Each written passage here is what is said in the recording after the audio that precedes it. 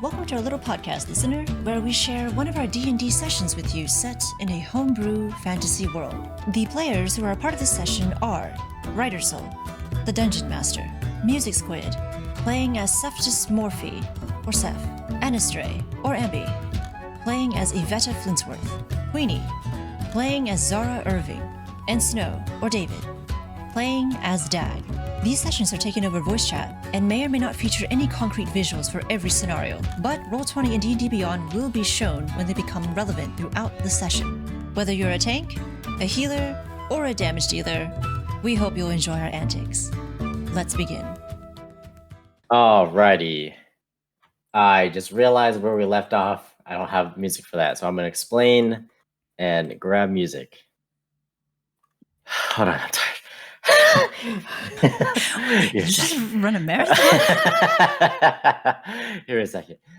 Okay. So, where we left off. Oh man, I need music for this though. I can't do this without music. Everyone had just arrived following Evetta's lead. I said Amby.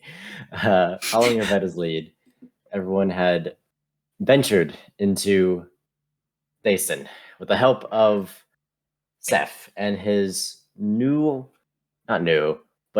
revealed changeling powers. On the way towards Daeston, he changed into Grant. The sounds of bone crunch, muscle stretching, nerves reconnecting, whatever have you. It was a full replica of Grant, down to the veins, down to the voice box. It was as if Grant was right there in front of everyone. How's it going?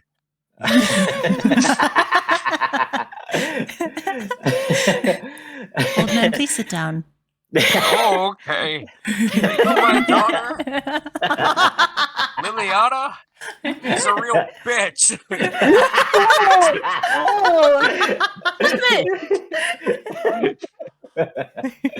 And I'm done my bad. But why is this relevant? Well, Grant appears to have been some important merchant or tradesman or guild member of Daeston. He had on him a writ of passage that allowed him in and out of Daeston. Now, if it was checked by someone who cared about their job, they would have realized that it only allowed Grant through, not 3 other party members. But the guards seemed to just be like, well, it's a writ of passage. Just let him in.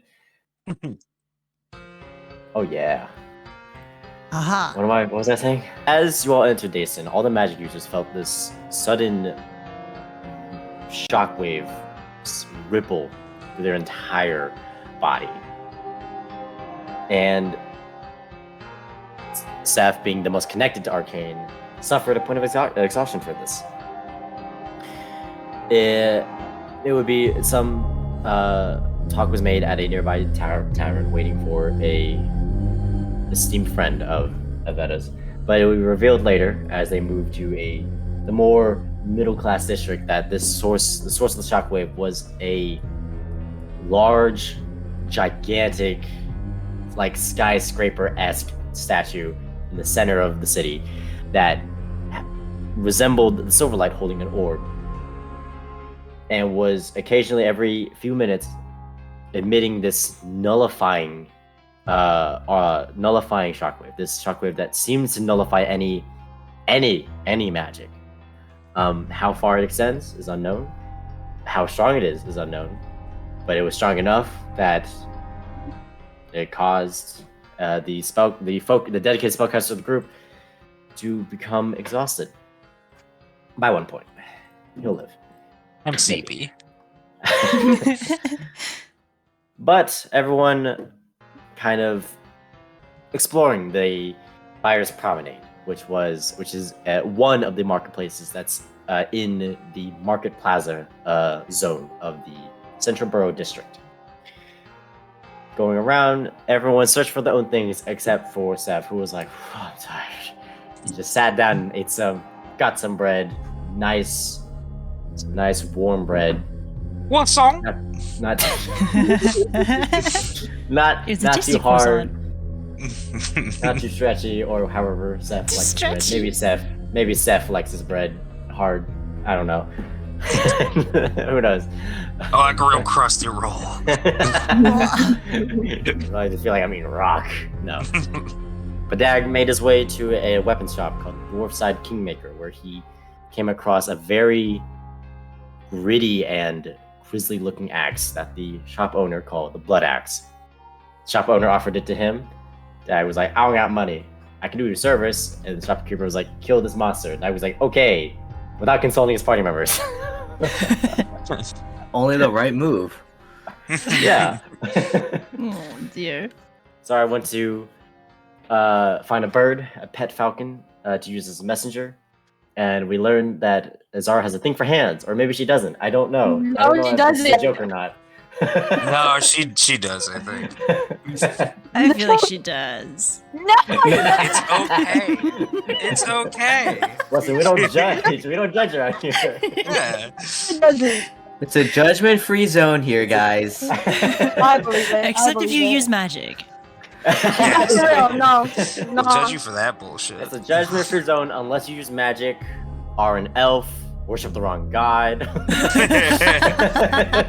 on, I got the rest of this list over here. But other than that, it's a judgment-free zone. No. You got a contract to slay a bullet. Bullette. Located within the mines owned by the shopkeeper's father near the Cliff Teeth Mountains. Someone should write that down. Hold on, let me write this down. Then, we moved to, I was on Zara. We moved to Zara, who bought a falcon and managed to haggle the price down. Nothing too eventful. But Evetta also went looking for some things in the Buyer's Promenade, in which she came across a peculiar shop that she doesn't remember existing before she left Daeston. In the shop, as she glanced at the window, was sealed in a glass case a flintlock pistol that looked exactly like hers.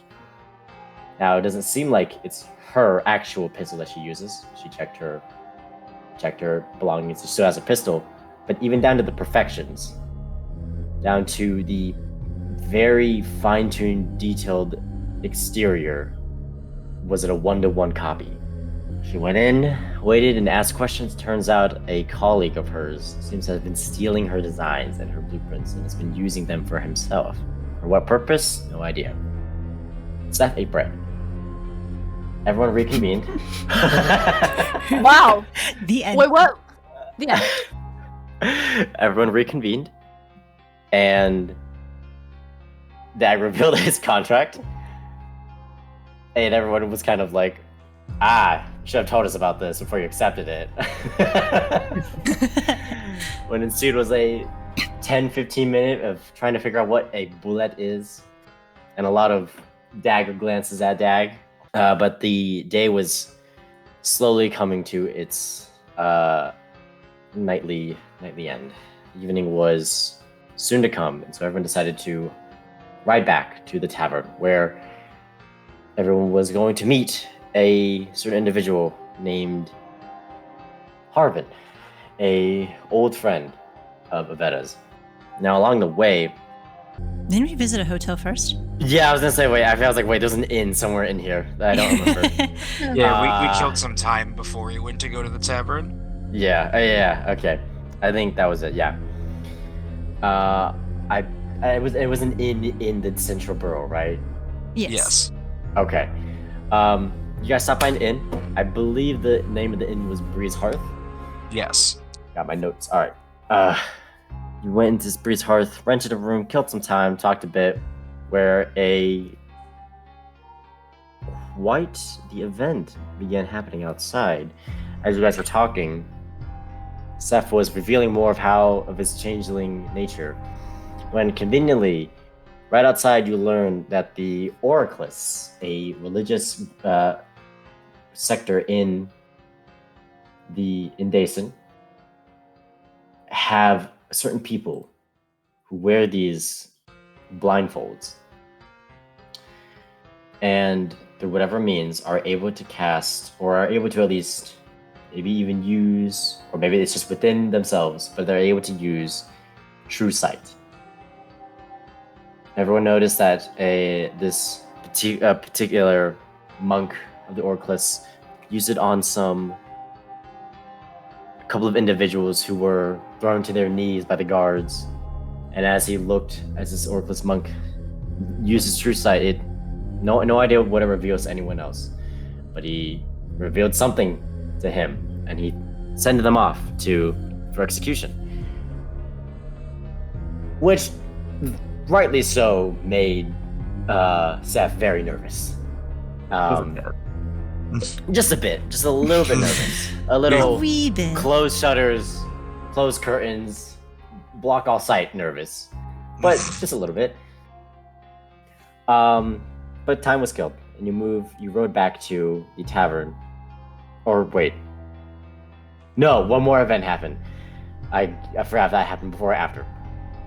As they were sent off for execution, one of the victims, one of the executees? Is that the word? What word am I looking for? Victims. We'll just go with victims. Hey, girl, are you being arrested on religious crimes? Because you're an executee. Oh no!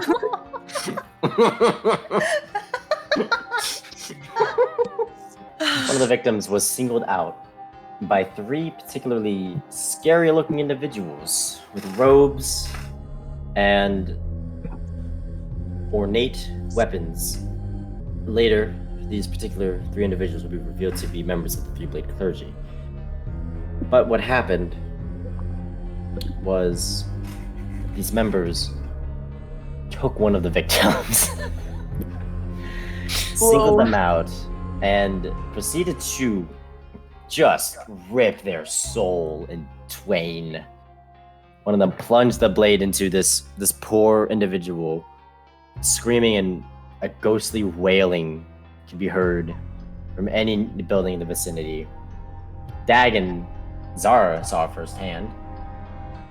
Later, it would be revealed that this individual was in fact a drow. Drow. How's it pronounced? A dark elf.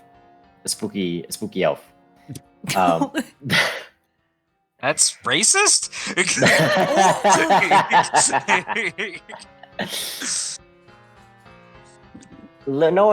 Finding more about Daeston, to be maybe not that great for anyone who is a magic wielder. You all rode back to the Fellwater Tavern. Fellwater Tavern? Where, in the evening mood, having a hearty drink and half asleep, was Harvin, a old friend of Evetta. Reconnecting, they caught up a bit before Harvin dragged you guys down to a more private area, so that the conversations didn't need to be as discreet or inconspicuous, and it could be a bit more relaxed and chill. You guys caught up. He didn't really have much going on for him, it seemed, other than doing the same business that he had been doing since Evetta left. But in the middle of conversation, he had to quickly run back up the surface to the first floor of the tavern, where a lot of time was left for you guys to mingle on your own. A lot of time just spent with your own company.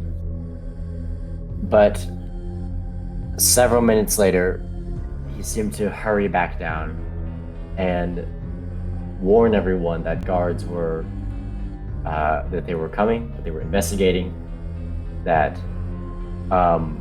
someone had tipped them off that there was a heretic amongst your party, and that they had came here. So, before Harvin does anything, does anyone want to do anything before So right now, Harvin just told you guys to get up, to leave. He opens his door to the side, not the door that you guys came from, but a door to the side that seems to lead further into this underground cellar. Opens it and he says, "Quick, everyone, get inside, quick!" And want to do anything first, though? Can't think of anything at the moment. Yeah, we're kind of Seems a pressed little for too time. urgent to do anything else. I guess Alright. let's go in the door. Everyone follows. Does everyone follow Seth? Yeah. Yes. Is All right. Harvin actually wait? Is Harvin getting in with us, or is he just directing us into it? He's holding the door open, and he's basically waiting for you guys to go in. But do you run in through the? Do you go into like the next room, or do you like stay in this room and just kind of judge his reaction? Yeah, I'm gonna keep an eye on him. I'm not gonna immediately file in unless he goes in first. And if he hesitates for a second, I'll be like, "After you, lead the way." Evetta doesn't hesitate. She immediately Okay. goes and follows Harvin. Yeah, Okay. Zara follows. Okay, so Event and Zara going. Dak. Yeah, no, I go in too. Yeah, Dak. Okay. You guys do three go in. Harvin is still holding the door. And at this point, he looks back to you, Seth, and he's like, "What are you waiting for? Come on!" It doesn't seem like he's like. It seems like he wants to go in last. I'm too noodly. I guess I'll go in. All right, you go in and you look behind to see what he does. He does go in and he closes the door, Okay. and you see there's like 3 locks to this door, and it seems like he puts like a hatch, and then like a chain lock, and then another hatch at the bottom that requires like 2 hands. You hear him like grunt a little bit, closing it, and you hear like a loud like as the hatch locks in place. This new room that you guys are in is a hallway. That's Wow. it. Does it have doors? It is a kind of large, wide hallway, and there are 4 doors at the sides. No, wait, 2 doors on each side. So, like on your left, there's 2 doors. On your right, there's 2 doors, and then at the end of the room, at the end of the hallway, there's also a door. As you guys went into this hallway, not knowing, does anyone do anything? You just like, or you're just letting this like kind of ride out. Is the hallway lit in any way? There are only 2 light sources. There is a standing, standing torch near the door that you guys came in, kind of tucked in the corner, that Harvin seems to be in the middle of like snuffing out. And then at the end of the hallway, there's another standing torch, so you can barely see the 2 doors at the sides. I mean, it's obvious it's still there, even without. Well, for you, Seth, you can see, but for everyone else, except Oh, Dad I can think- see too. Dag would be able to see as well. I think it's just Evetta and Zara who are having a little bit of trouble. It's still easy to tell that the doors are there. There's like the wall. There's like an indent in the wall, and the material changes, so you can still see it, and like the silhouette of the doorknob sticks out. But other than that, it's not too brightly lit. And again, there's only 2 sources of light. The one that's like behind you now, that Harvin is stuffing out, and then the one that's at the far end of the hallway, next to the door at the end of the hallway. By the way, that door at the end of the hallway seems to be slightly more decorated. There's like a kind of an ornate wood border around the door, and the actual material for the door itself seems to be made of slightly nicer material. The other doors at like that sides aren't as pretty. They look like just standard doors, planks put together, and then a doorknob drilled in, and a door.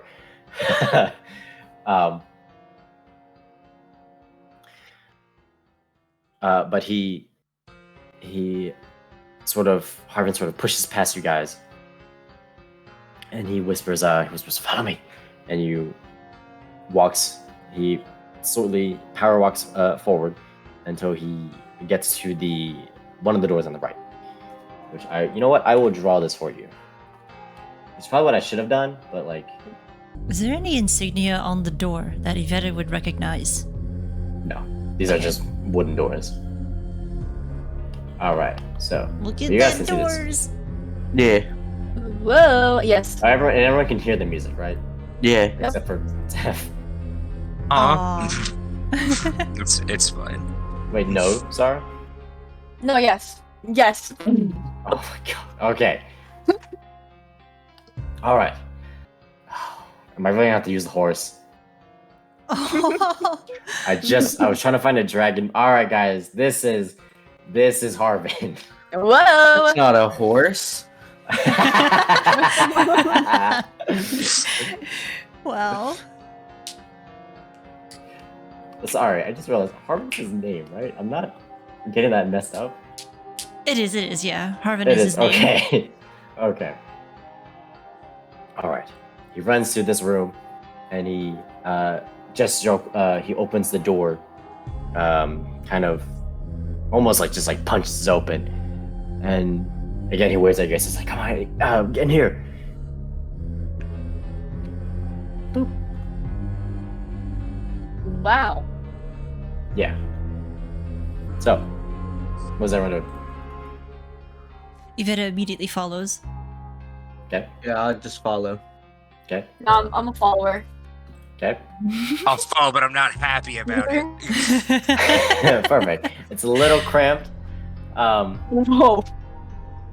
You see Harvin, once you guys get in, he closes the door, and it is lit by a single little candle torch that is sitting what seems to be on a bedstand. You guys look around. This seems to be Harvin's room, actually. Aww. But you hear him close the door, and then you hear some movement. What do you guys want to do while you're in his room? Oh, I have my ear up to this door. I'm listening to everything on the other side. Okay. What's everyone else doing? Evetta tries to do that as well, though she's not as close to Okay. the door. Zara's gonna. What's that actually called? Wait.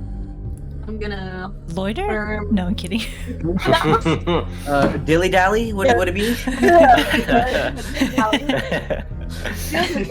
Twiddle your Doing all the thumbs. Dally. Yep. Twiddle my thumbs. I like to spend my action to twiddle my thumbs. Yeah. I think Raise. What that? I think Dag would just try to stand out of the way, Okay. not really knowing what to do. All right. So. Zara's chilling actually. Never mind. Okay. She's just throwing her So she's dilly-dallying and Dilly-dallying. dilly-dallying. Might I, as Seth, offer a suggestion? I'll call out behind me as I have my ear pressed up to the door, and I'll be like, "See if there's another exit out of this room, please." Okay. Zara like a hidden one. Zara searches for a door on the ground, on the wall, on the ceiling. All right.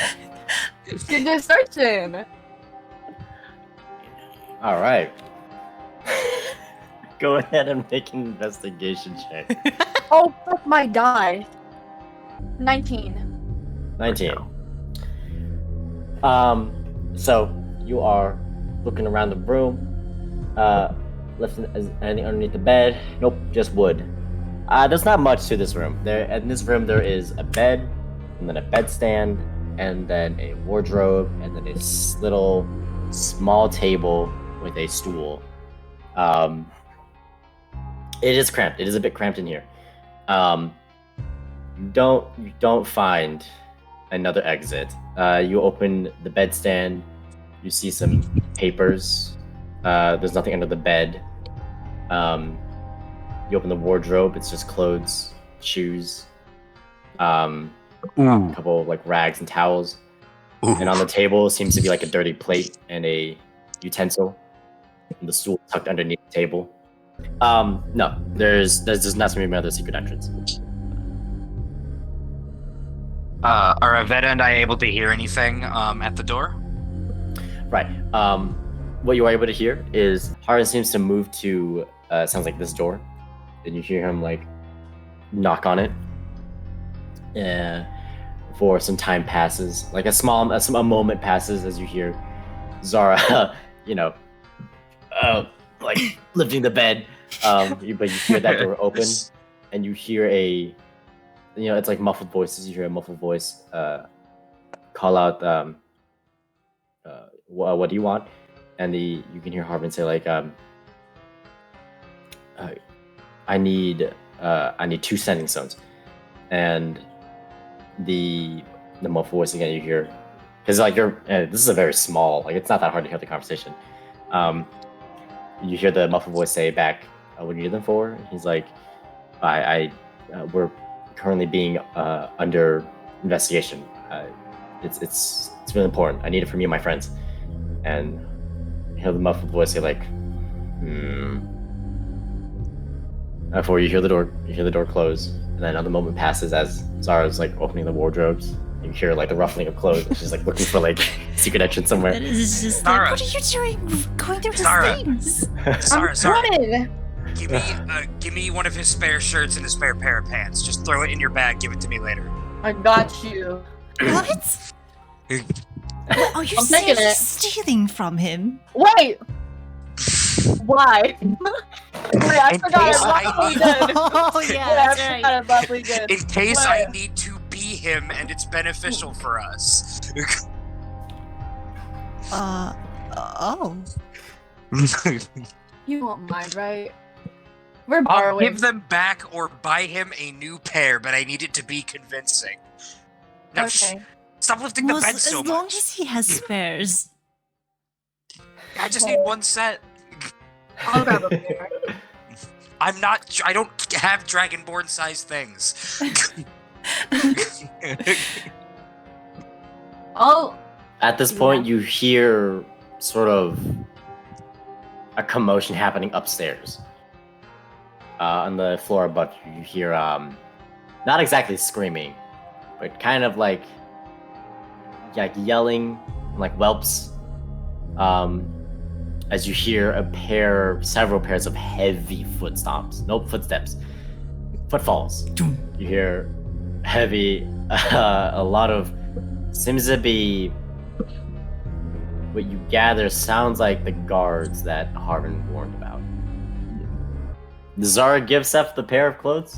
oh no! I put it in my Your back, purse? my back. Yeah. I put it in my purse. Yeah, no, I assume she's just gonna my hold dainty- on to them for now. My dainty metal purse. There you go. It's a clutch. Yeah. Marvin, I'm adding that to my inventory. I don't need him right now, just since you're going through it. Just throw them in there, put his clothes back, and then close the drawer. I figured it's the fastest way to... I start folding his clothes for him. Like a day later, he's like, these look nicer than how I left them. Hold on. You hear the fancy door open again. The door that's the door that's here. You hear it open again. And you hear them with a voice say, "Here." And Harvin, you hear him say like, "Thank you." And he takes them. He runs back to the door, to this door you guys are at. And then he opens it. Anyone do anything? No. When he opens the door? Yeah, like is anyone like doing? Because Seven better. You're pressed up against the door right now. Oh, yeah, no, Oh, we he hear just him going backs up. back.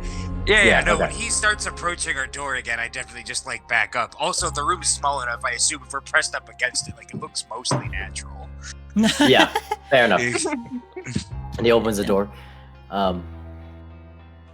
You can see,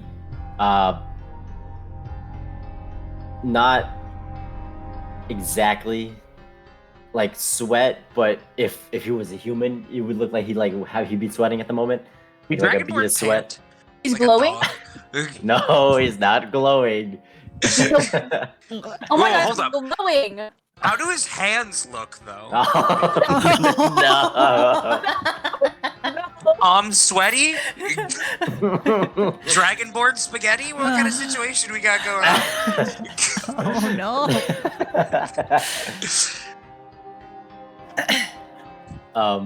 Now, as he opens the door, and he sort of walks in. He doesn't close the door all the way, but he puts a. Who would be the closest to Steph? I mean, who would be the closest to Harvin? It'd probably be me. Probably Seth. Probably be you. Okay. He takes a. He basically reaches for you. Steph, he grabs your hand and he. If you don't resist it, he puts something in your hand. Yeah. No, I'll grab it. I assume it's the sending stone he was talking about.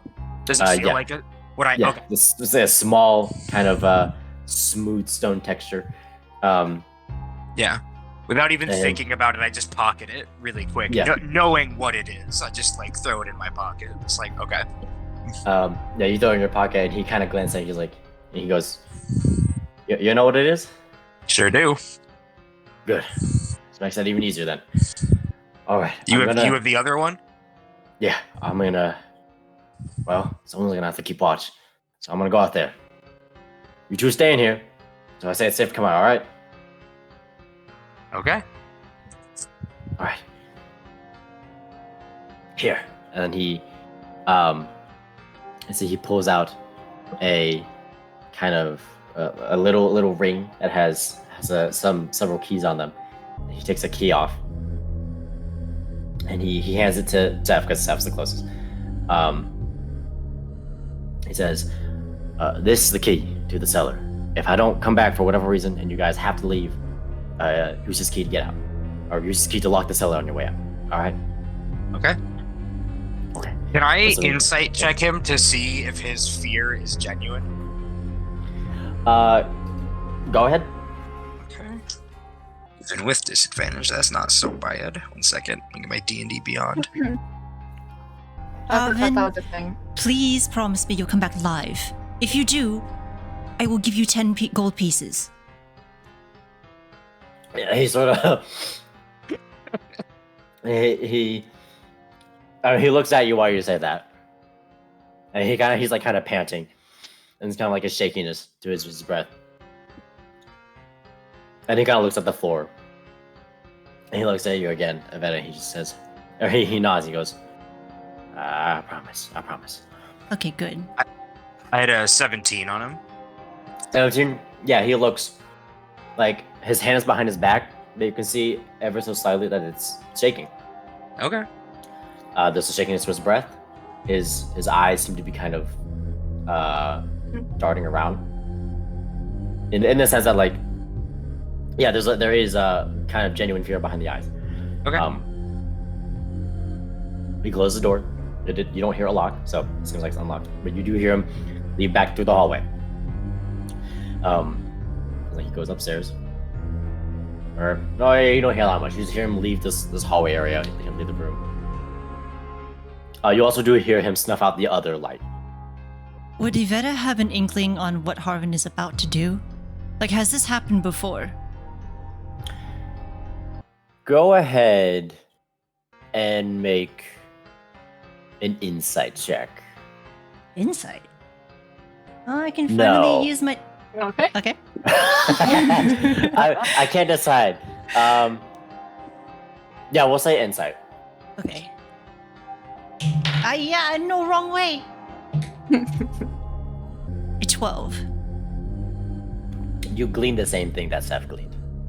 Okay. He does seem genuinely fearful. So this has happened before.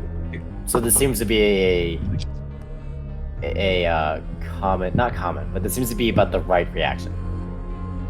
Hmm. You guys are left to your own devices for a moment or two before Seth, you feel a little buzz in your pocket. New stone, who dis? It feels like the stone. So you grab it out, and there's like a seal that you have to press your thumb on, it seems. In order to actually, for it to hear anything, put your thumb on it. You know how it works. You put your thumb on it. You hear him say, by the way, these sending stones are a bit more special, handcrafted by one of our own. These have unlimited uses. So just letting you know. Okay. That's it. That's the message. I'll tell him thank you. The sending stone eventually stops glowing. Looks like normal stone again. So you put it back. So. Evetta just leans up against the wall, just frowning at this whole thing. You guys are in the dim-lit Harvin room. Hell of a homecoming, Evetta. Indeed. Like I said, I never expected to actually come back here. It's the last thing I wanted to come back to. Well, End of the World has a funny way of mucking up everybody's plans, I guess. So sorry, you got those pants? Yeah, I got some faulty clothes. But I feel bad. Do you have a stone? Can you ask him if we can borrow it? I do not think that giving him a call right now would be the most advantageous thing to happen to him. And I will merely tell you what, Zara, and I'll open up the clothes drawer and I'll put a gold piece in it and then close it. Okay. Is that better? Yeah, a little. I can Alright. live with that.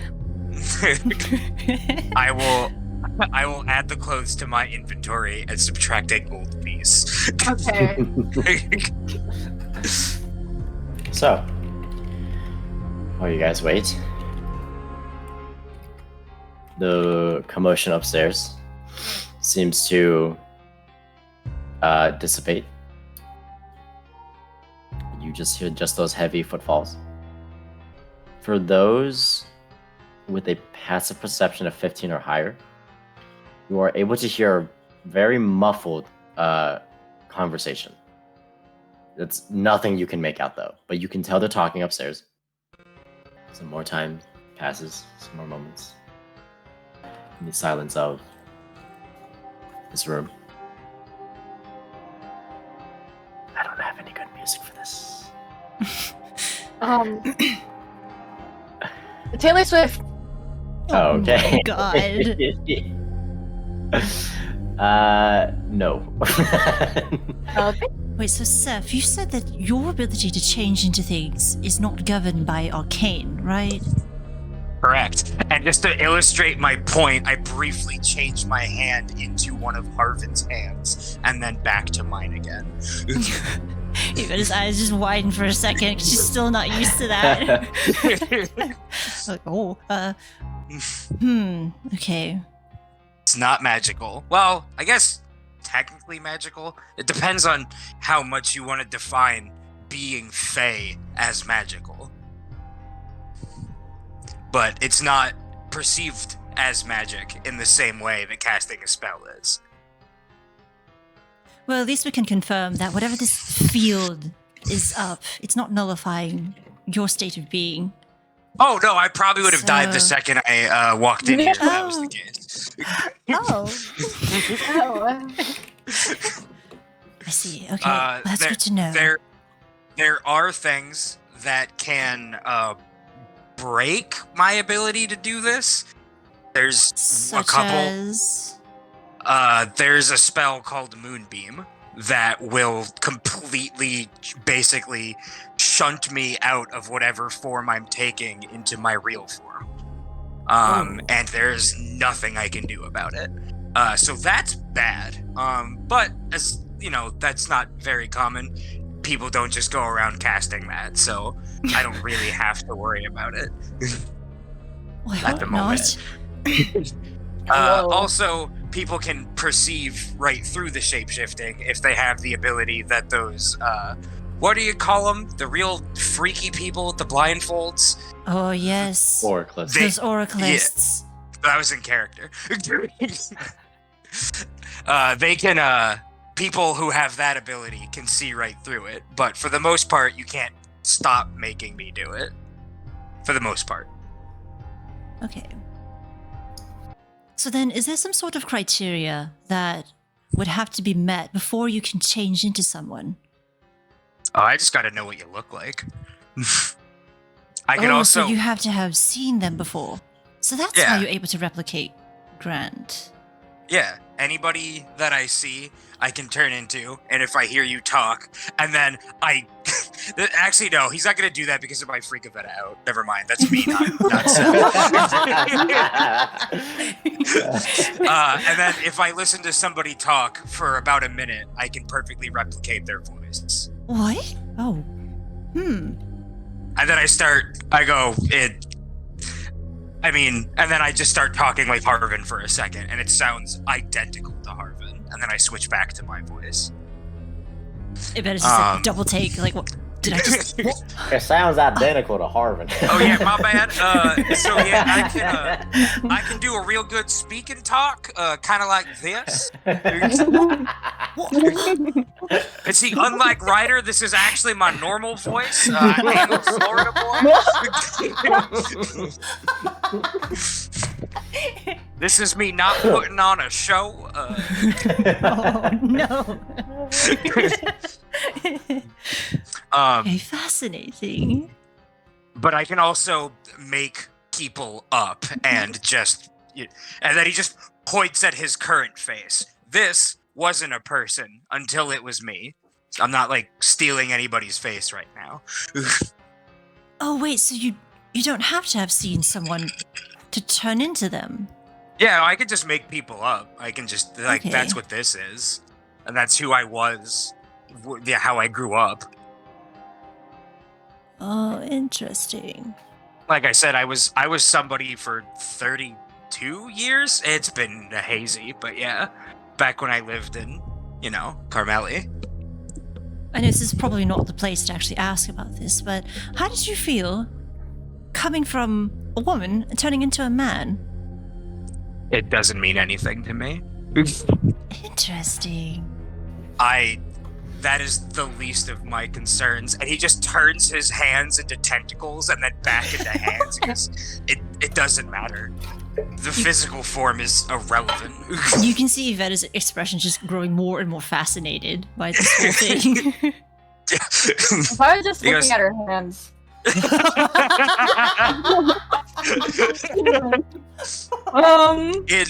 in changeling society, it doesn't. We don't care. None of it matters because you could be whatever you want to be. So why worry about anything? Well, I wasn't sure if you had to, I don't know, bend your morals or something to fit some social norms. No, not really. Like I said, in Carmeli, being a female elf had a lot of perks, and so I kind of just do whatever suits me at the time. Being Seth helped because Seth is very much not like who I was, so he suited me at the time. Now, okay, I cannot remember. I know there was a point where Seth actually pulled out the piece of paper, the warrant that had his name on it. Did he actually show the name, or did he just like pull it up, point, and then stuff it back in the pocket? Oh yeah, no, he showed it to Evetta, but it was only Evetta that would have seen it. I have that name. Okay. I have that Actually, name yeah, written you down. could DM that. Okay, I'll send that to you. Does anyone else have any questions? Actually, nope. Seth. Yeah? Once again, you feel a buzz in your pocket. Does this thing have speaker stone, or do I have to like relay it to everybody? It has speaker stone. Speaker stone. I just...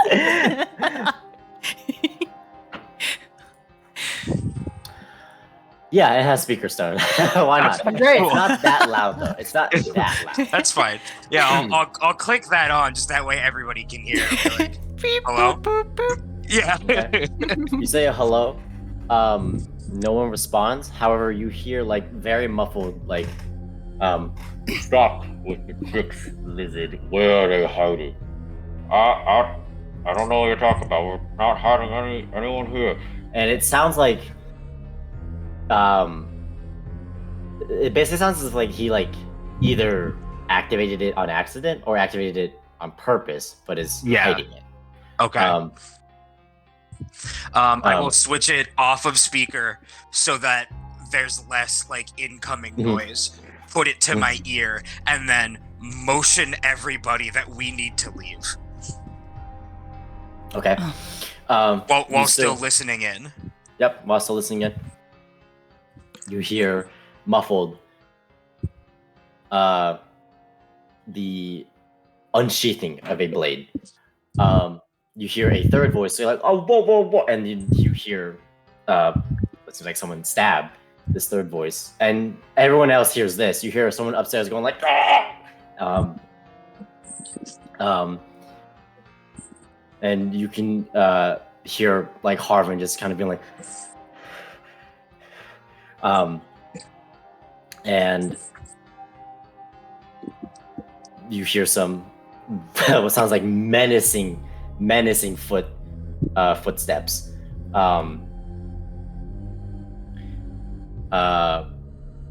Some menacing footsteps, and you hear the threatening voice say one more time, Where are they? Yeah, at this point, I have opened the door. I am shooing everybody out of the room and, like, trying to get everybody to go. okay. And I'm just, like, hand over where the stone would pick up my voice. And I'm just like, leave now. And, yeah, we gotta go. Are you still listening in? Yeah, I'm still listening in the whole time, but Okay. I'm, like, putting everybody in front of me and directing them to leave. And I have the key in my other hand so that I can lock the door behind us when on our way out. Okay. Everyone runs out, assuming no one has any objection to that. You guys run back to this room. Now, the way it works is that there's only one entrance, however, to this. Let me draw this real quick. This was the sort of, here's like the. I should use different colors. Well. All right. So these gray boxes are like couches and chairs. This brown box is a. That is a maroon. Where is brown? Whatever. No, This it's not peach. brown. This this peach box Nice. is the table. You guys run all the way out here. As you run out, the commotion is much not commotion. It's more clear now. This door was the door. I can use doors. Oh, wait, are we going out the way that we came in, or are we going out like a There was- side? That was unfortunately that's the only entrance and exit Oh, Uh-oh. okay. that you know of. I mean, I would have tried this door over here. Okay. You go. I don't to know that about door. going out the way we came in, because that's where everybody is, presumably. Yeah. Okay. Well, you go and try that door. Yeah. As you try it, it's locked. Okay. And as you like check it to see if it's locked, you hear some big footsteps approach the door. You hear like chains unlocking. Do you just wait there, or do you like do anything? Motherfuck. Wait, Uh, Harvin gave you a key, What? right, Steph? Yeah, key to the cellar. Yeah. So presumably that would mean that if you went out this way, it would lock this door. Got I it. see. Okay. All right. so Okay. then Yeah. What are these? I accidentally locked a door. So Help? Oh, you did that. Oh, How do I Oh my ping God, you in? The doors You- are spontaneously locking. it wasn't me. It wasn't You can hold left click. You can hold left click. Oh, I'm like, what the? Okay, there we go. I have to like click off of it. Okay. Okay, I guess then, which direction were we hearing the voices coming from? Because that'll help This determine. direction. This direction. Okay. So then, yeah, we don't want to go that way, I guess. Fuck. There are no windows, right? No, we're in like a box, Like it's basically. sort of underground area, no windows. Yeah. I guess, yeah, let's. What do you do? No, you're good. It just sounds like. Does it sound like one set of footsteps at this door here? Yeah. I guess let's wait. Let's see what this door. Let's see what's behind door number 1. All right. You hear chains unlocking, and the door opens. And as the door opens, you see a large half orc, with a kind of like long goatee that's kind of like braided, and then kind of like half shaved head. And he opens his door. And he kind of just looks at you guys, and he's like, "You guys are friends of Harvin, yes?" Yes. Do you have an exit? We need to leave. He closes the door real quick. You hear him say something. You hear him yell, "Hey, Top! We have people." And you Zara hear someone. shouts, Yeah, "Please!"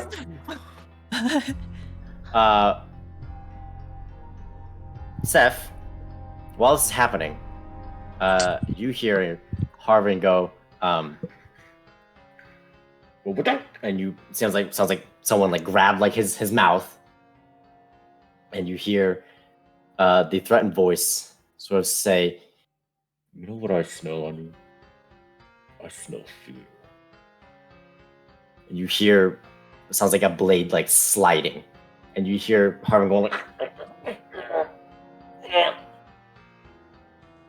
before you hear something slump to the ground upstairs.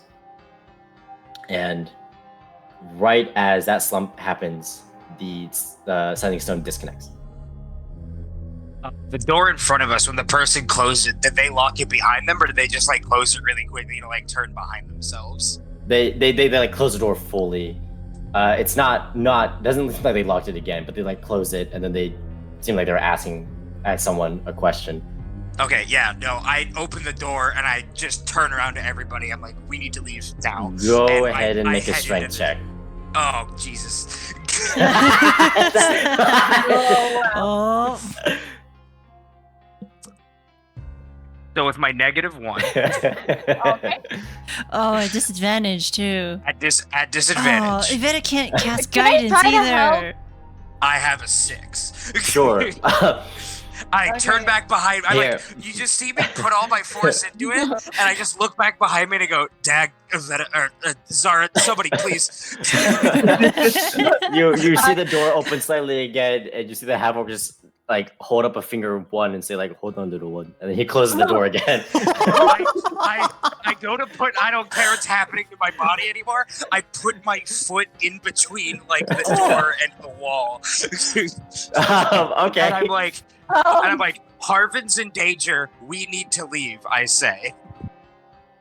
And at this point, I'm putting the stone in my pocket. Okay. You hear a buzz again from the sending stone. Oh. Do I have voicemail?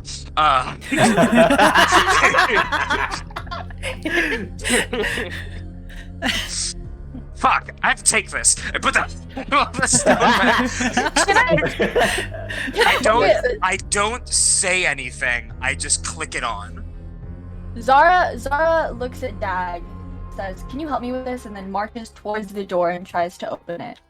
Yeah, I'll All right. stand aside to Okay. let them try to open the door while I'm listening in on the stone. All right. Do I also got to make a strength check? So now? Dag and Zar, you're both gonna try and brute force the door open. Yeah. 'Cause you're like, shoved it. Okay, so I'll say Dag, go ahead and make a strength check with advantage because Zar's assisting you. Before Okay. you tell me though, Alright. Seth, you do hear. I know you're here. I click it off. Oh. Oh! You hear from above. You hear muffled because you hear someone yell this. You hear from on the floor above you. Find them! Tear up the whole damn tavern! And you hear benches, just things being ripped. Okay, Dag, what'd you get? I got a dirty 20. 30, 20? Okay. Let's go. Teamwork my head! makes the dream work. Oh. Rip DM. Oh, he's just dead now. All right. I think we we should make lose- our Oh, decisions. no. I think we level up. We lose so many Three. DMs this way. Oh. Rip. Oh, I'm back. Oh. The Oh. fuck? Headless DM. R-oo, okay. Oh, did I say no my head and then it like cut off? Okay. All right. Yeah, Dag, you with the help of Zara, fully open the door open. The half orc kind of gets thrown on his butt and goes, "Hey!" I run in, I throw 20 gold at him from my purse, and I just say, you didn't see anything, and I am looking for a door.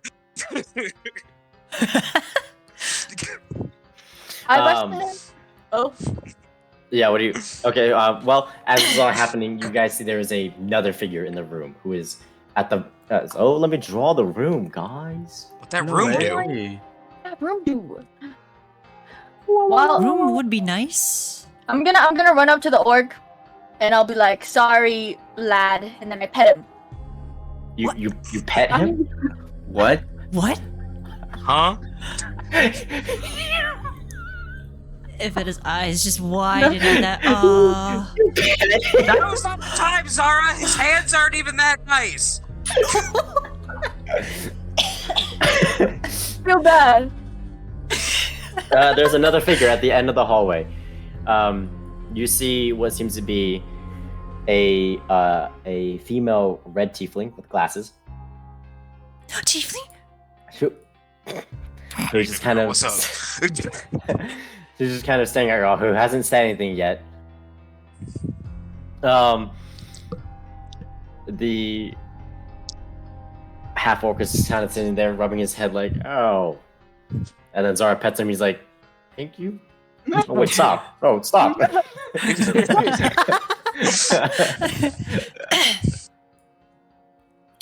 see the tiefling get up. There's a bookcase behind her, and you see she has like a class. She pulls one of the books, and then the bookcase opens. And she looks at you all, and she says, "Leave now." Yeah. Thank you. Take the 20 gold. Have a wonderful life. And I go through the bookcase. As Evetta passes everyone by, sorry.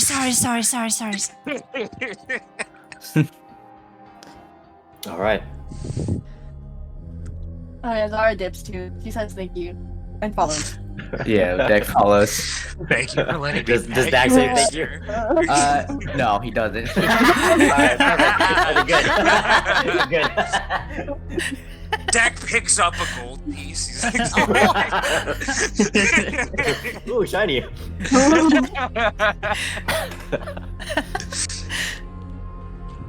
Okay. You guys run through the tunnel. Mhm. Hold on. Mhm. Hold.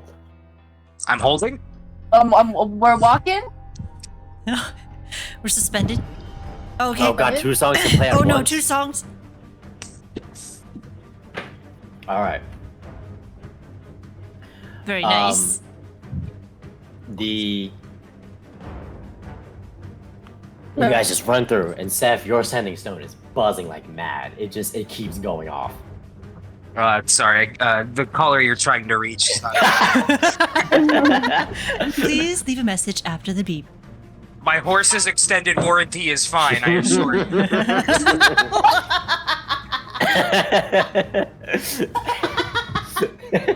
Stupid horse insurance. The fucking horse insurance salesman's been hounding me all day. All right. Oh Jesus. You guys run through for a while.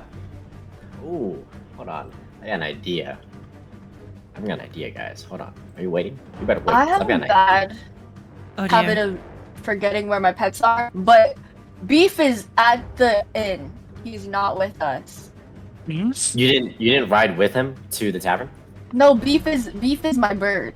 Pork is Beef my is your bird. Oh my god. Oh. I won't even lie. I Pork is forgot your who horse. Beef was. Shoot. Pork is my horse. Vital Zara party mentioned this as you're member running? Beef left behind? How could you? Oh no. Well, he would. Shoot. Oh well. Oh. You wasted money. Oh well. Buy a new one. Wow. I'll buy a new one. Is my stone still going off? Yeah, your stone is still going off. Give me Jesus Christ. uno momento. I have a reply, but I don't know if it's a reply that confident Seth would say, but right now we have panic mode Seth, and I don't know if he'd be up for it.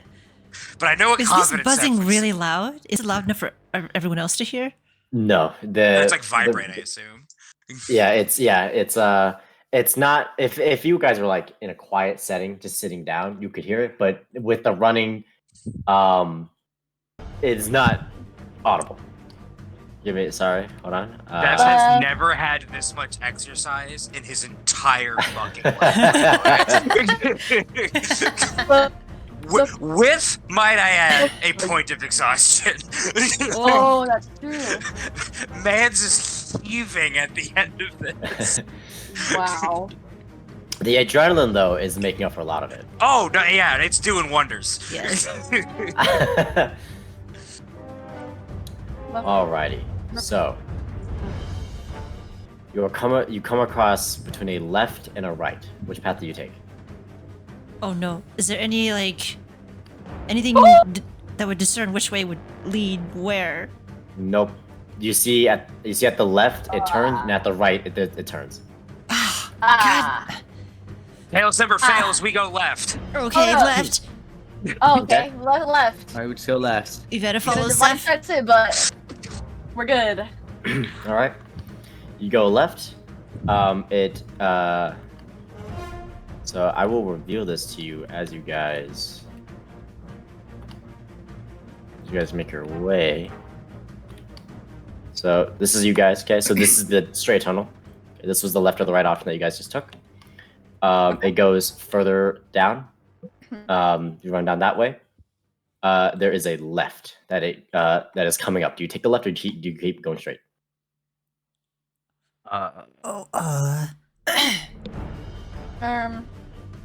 Ivetta's just following Seth blindly. She has no Yeah. idea where to go.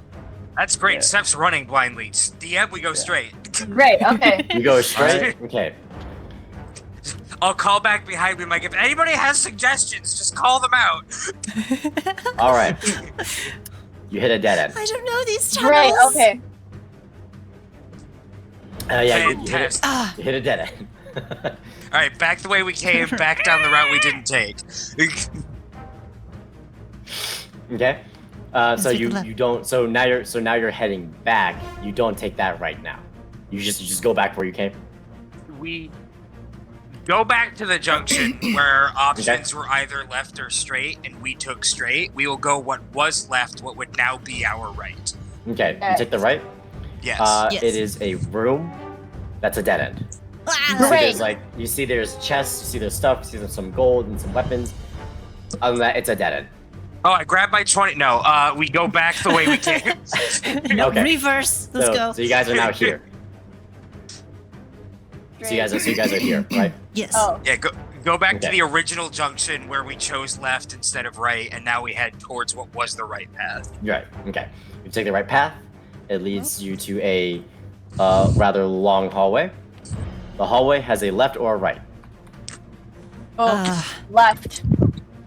Zara said left. I'll go left. Okay, left. All right, Left. we go left. Yeah. By the way, as you were going past this junction, one of you would probably have looked down this hallway. As you look down the hallway, you notice the red tiefling and the half orc are now also running. Oh god. Oh god. Wait. see- Cool. So They just see this band of this group of people just Scooby-Dooing their way it through doesn't. the hallways. I mean, in the brief look, it doesn't look like they're after you. It just looks like they're also now on the run. Yeah, no, I call out to them. Which direction do we go? Yeah, Don't trust as you're running this way, you call it out. You're like, so if we rewind a little bit, as you're running this way, you hear the red tiefling say, keep going that way, and at the next turn, take a right. So you assume she means take this right. Okay, sure. If Yeah, they sure. ever stop being behind us, then we know that we're going the wrong way because they're gonna head towards the outside. Okay, let's go. So that's the plan. We just keep Right. making sure that they're behind us, and if they're not behind us, then they fucking lied to us.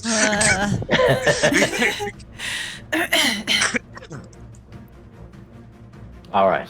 You take the right. Yeah. It leads down to a. It leads to a. This. You take the right. It leads to a left or a right. Oh shoot. Pause? We have to wait until they catch up to us. Okay. You wait a little bit, and eventually they do catch up to you.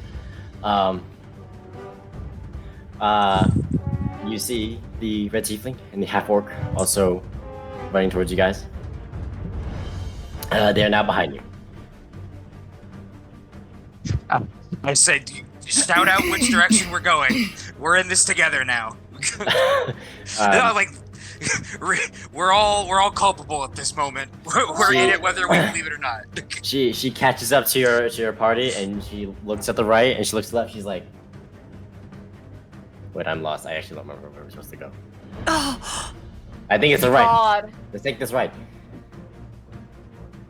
Feels like that So do you one. follow her? uh-oh. Sure, DM. All right. Sure, I follow her, DM. You take the right. It leads to a dead end room. Oh, What percent sure was she? Not high enough. Shoot. We go back the way we came. We should have waited Alright. for her to do. does anyone know where to go? Do you? Yep. Do you go down this way or do you go down this way? Fuck. Whichever way was the way that we didn't go when we went right. Okay. So all right. It would be this. This now would be like this up. Yes. Okay, yeah. north. Yeah, we North. go north. Look, All right. that makes sense.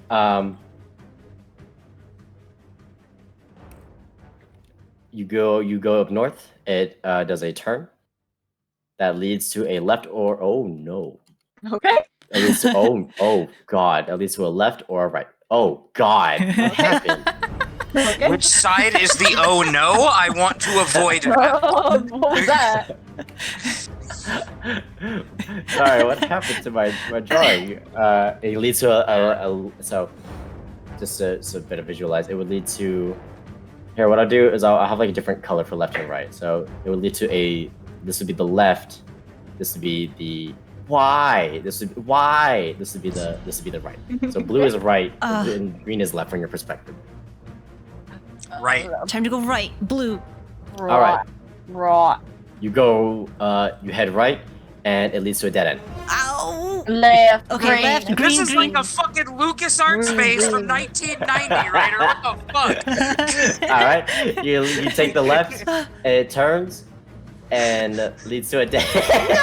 Oh my. I swear. Oh, dear God. As you get to the dead end, the half orc is like, I'm telling you, we should have taken the left, not the right. And she was like, and you see she's rubbing her chin. She's like, I could have sworn it was here. Touch every stone. Nonsense. Touch all make every sense. Is there a stone. hidden? Never is there mind. a hidden there- entrance somewhere? Yes. Start hitting every rock. Okay. Everyone who wants to can make an investigation check. As you guys are doing that, the half orc or the tiefling says, I don't think it's this way. I'm going to take that left that we skipped by. If it's the correct way, I'll come back for you guys. And you see she runs back the way she came. Does the half orc Oh, stay dear. with us? From payday. The I half don't orc, like the it. half orc, she just runs. The half orc looks at her and looks at you guys, and he's like, I guess I'll run. And he just dips as well. I got a Oh. 19 investigation. I got a 15. 19? 15. I got a 12. You said investigation. Oh my days. What is my? It is not the investigator. Oh, let's go. I got an 8. Whoa! All right. You're pressing every stone, trying to see if maybe the torch like pulls. Nothing. Oh, It just seems to be just walls and stone. Oh, that's what I meant to do. Well, hmm, All right, I guess okay, let's go I guess back. We'll go and, back. Yeah. Yeah, go back and find back the and follow them. tiefling and the half orc. yay. All right, you go back. You you guys hit this and then hit this corner and then go here, and you take what is now a right and you follow. So from your perspective, you would now be heading down this way. This was the dead end room. So this right would be where you guys came from. Okay. And This taking is the right. unexplored Okay. territory. Okay. So you go down You that go way. straight. Yes. You At this follow. point, we're just listening in for their footsteps to try and follow them and catch back up again. Okay. Left or right? Oh my No. god. Which direction does it sound like? I'll call out for them if I have to. Like, which direction does it Yeah, sound can we like? can we they're hear their going down? footsteps? Not anymore. Ah, There's no way it could be. take a left? Yeah, I think left. Take a left. Sure. Okay, yeah. Okay. You take the left. The left turns right, and then turns right again. As you run, a left appears. Do you take the left, or you keep running straight? Oh. So for this, oh my god, so the blue would be the left from your perspective. The blue is what would be the left from your perspective as you're running down this tunnel. Oh. Can we hear them at this juncture yet? You hear. You actually see them running down from this hallway. Where's the ruler? What would be the left? You see them running down from this hallway. As Like the back tiefling towards sees you guys, us? yeah, back towards us. As she's running, you hear the tiefling say, "It's not this way." All right, then we go Okay. straight. All right. You have a really bad sense of direction. I want my 20 gold back as I head It's been straight. a long time since I've been down these tunnels. Harvey would know a lot more about these tunnels. All right, left or right? Oh my Oh god. my. Iveta looks at the tiefling. So It's blue useless is left. Blue is left. Green is right. Which way do you take? Left. Left. Okay. You head left. It leads to a room that's a dead end. Oh. All right, back the way we Oh my came. god. I am going to change alignment.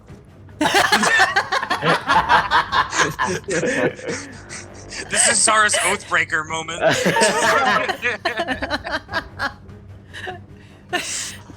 Yep, well, follow All the right, tiefling and the half follow orc down green. the other way. Yeah, All follow right. green. You take. Well, do you take that? What is now a straight, and then it leads to a long tunnel.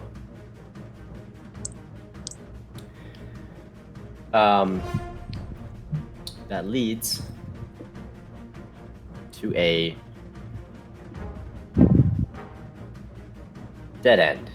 However, I hate. as you guys get there, Calm down, Zara. as you guys get there, there is a very skinny strand of light coming from one of these ceiling stones. Oh. Like you see like a little bit of what seems might be like torchlight peeking from or penetrating the stone. Yeah, I'll ask the tiefling. I'm like, is this it? She looks up. You know, she's also seems to be out of shape, and she says, Oh. It's gotta be one of these stones. Press them." Sure. So whoever is gonna press stones, go ahead and make an investigation. I want to Okay. press the prettiest stone. Oh god. Oh, I got a 13. There we go. Wow. Investigation? God dang it, I got a 10. I got a nat 20 and an 18, so I'm still above a 20, DM. Let's go. Okay. Show What about your- a 7? 7. Okay. You guys are pressing stones. It's not working. Seth, you press a stone, and then it sinks in for a second, and you hear like several clicking. And then you see these stones jut out, kind of one by one, rising to the top, the ceiling of this dead end room. And the way the stones are formed, kind of form like a ladder. Ooh. Do you take it? Up we go. Let's go, let's go. All right. See. All right. I have the tiefling and the half orc precede us up. Bro. You're letting them go Sorry. first? Yes, yeah. Okay. You want them to go first? Okay. Yeah. You see as the stones form, you see they kind of just stand there for a second, and the half orc is kind of just like staring at like the ceiling, and the red tiefling kind of looks at him, and she goes, "Well, come on," and he's like, "I'm scared of heights." And she's like, "Oh my god." I believe in you, big guy. Johnson. And you see, she just starts going. As she goes, you see she presses her hand on the ceiling, and it lifts. It actually like lifts up, and it seems to be like some kind of a grate of some kind. And so with one hand, you see her lift it up and then move it out the way, and you see her climb to the surface. As you see, it looks like it leads into a room. It doesn't look like it leads like to like the outside or anything. It looks like it leads to a room. Got it. Okay, cool. Yeah. But as she gets up, she reaches, she peeks back over, and then she like reaches her hand down like the ceiling hole now, and she's like, "Come on!" The half orc is not moving, by the way. He's just kind of staring. He's like, Oh. Zara, help the big guy up. We gotta get him out of here. No man left behind. Come on, buddy, hold my hand. "What? No, when you're the one that smacked me? No, come here. I pat him on the head again. It's okay. The smacking." It's okay. No, it's okay. Sorry, I don't know if you should do that anymore. Hold up. I got you, fam. Oh, what is that? Oh no, What does that's that Zara's mean? real voice. No, can I date him with a piece of gold? Oh, buddy. Come on. I jangle my coin pouch in front of him. Come on, buddy. Evetta Oh just my goes god. up. Zara, he's not a dog. Oh my god. I turned towards that. No, You know Seth my is pissed people, at this. guys. Seth You, is pissed at this point. Evetta, as you reach do you reach for like the tiefling's hand? Yes. Okay, she flies you up. She is strong. Oh, holy. Strong. Strong. Wow. Do I You just just go land on flying my up. back? Look at Did I sustain some Almost. damage from that? Almost. You're like, whoa. you land on your feet, but you're like, whoa. Cool. Who's up next? Fourth guy. I lean into him, so Evetta's up top now, right? Yeah. I lean into the orc guy, and in a whisper, but as infuriated as I possibly can, but so that only he can hear me, I seethe in his ear and I say, "Harvin didn't die for you to get stuck in this fucking sewer. Get the fuck up those steps right now!" And I just point, and I will roll to intimidate this asshole up the ladder. I mean, yeah. Go ahead, roll.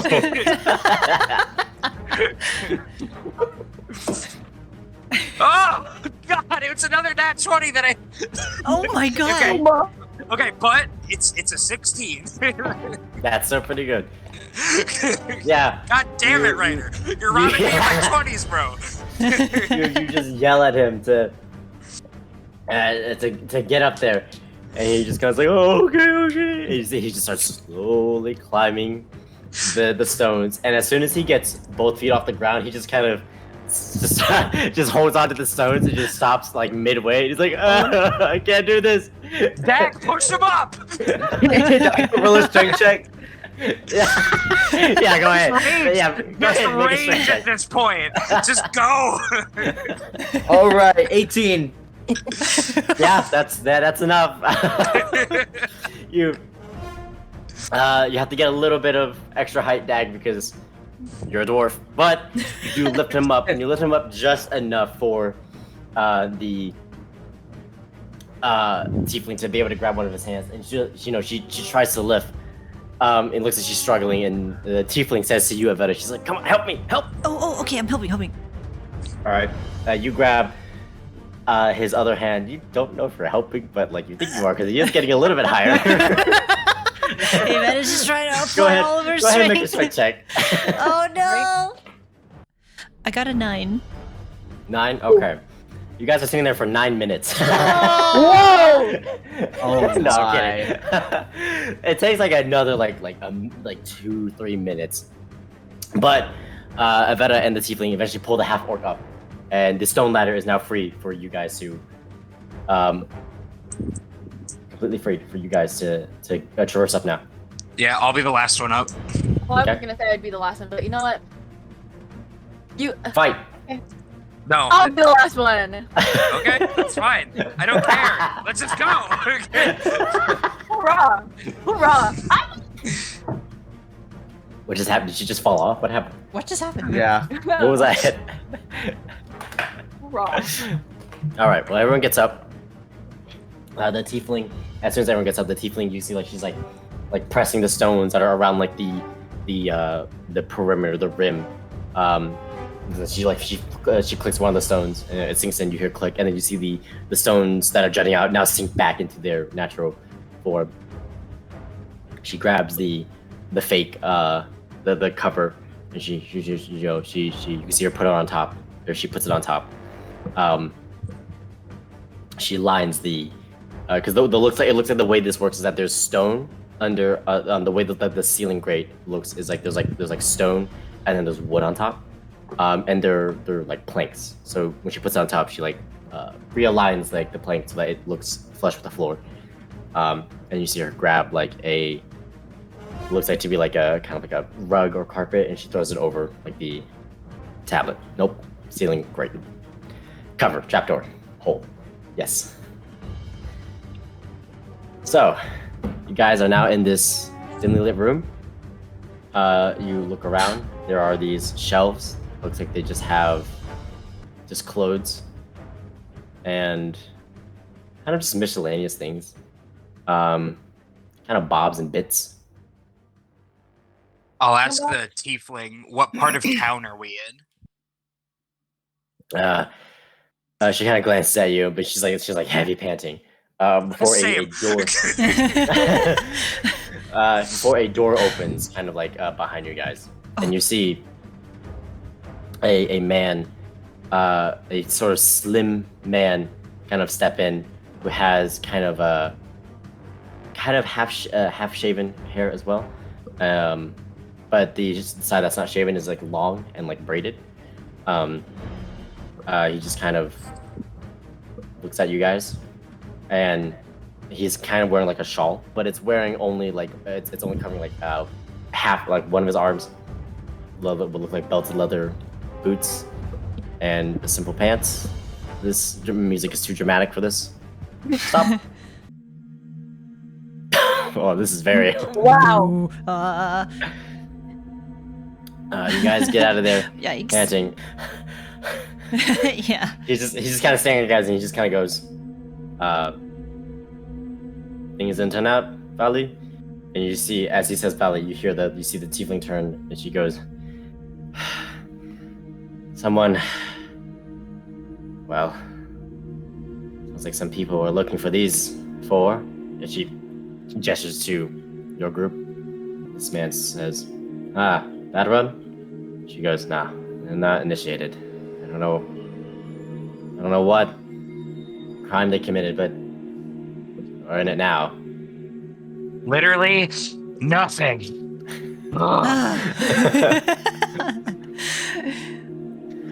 As you say literally nothing, the man begins to walk forward, and he goes, "Well, that's not the first time I've heard that." And he begins to like help you guys up, and kind of guide you guys out of the room, which now looks like it was like kind of like a walk-in closet kind of thing, remember like a wardrobe, or not a wardrobe, a storage room. He says, "Well, just get it situated. I'll make something up. I'll cook something up for everyone to eat in a moment." And there's like this large, like kind of dining table with 6 chairs around it. You guys, if no one objects, you guys sit down at the dining table. The half-orc and the tiefling also sit down. You see him go to a different room, and you hear the sounds of a fire pit, sounds of a cauldron cooking. You guys have some time to yourselves. As the tiefling sits down, as the tiefling sits down, she kind of puts her arms on the table and just kind of like rests her head, like, and her arms on the table. Is the stone still going off? Yeah. Oh my god. Do I know if the other half of ascending stone can be tracked magically. Like, obviously I would know how detect magic works, and I would know how, like, find object works. Would I think with the other half of ascending stone that they could find us? Go ahead and make an Arcana check. Can I? Okay, other question. Meta question. Yeah. My ability to nullify advantage or disadvantage. Can I use that even if my actual spells are turned off?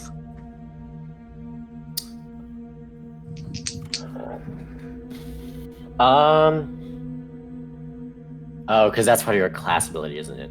Yeah. Oh, that's a good question. I have not thought to ask it before now. I didn't think about that at all. Yeah. I'll say for now, it does not nullify that ability, but Okay. I will warn that might be something I go back on. But for now, so I haven't thought about that. But I'll say for now, I will let you continue using that ability. Okay. So then I will make my Arcana check at flat while I am still exhausted. Okay. And that is a 17. You are aware that specific, very fine-tuned wizards could maybe do such a thing. However, based off of this situation, all he has to go off of is just that all you know is, from his perspective, he just knows that someone else has the Ascending Stone. He doesn't know their features, he doesn't know their name, he doesn't know their location, he doesn't even know what the Ascending Stone looks like. It might look completely different. Got it, okay. You know that it looks the same, but it could, from his perspective. So Yeah.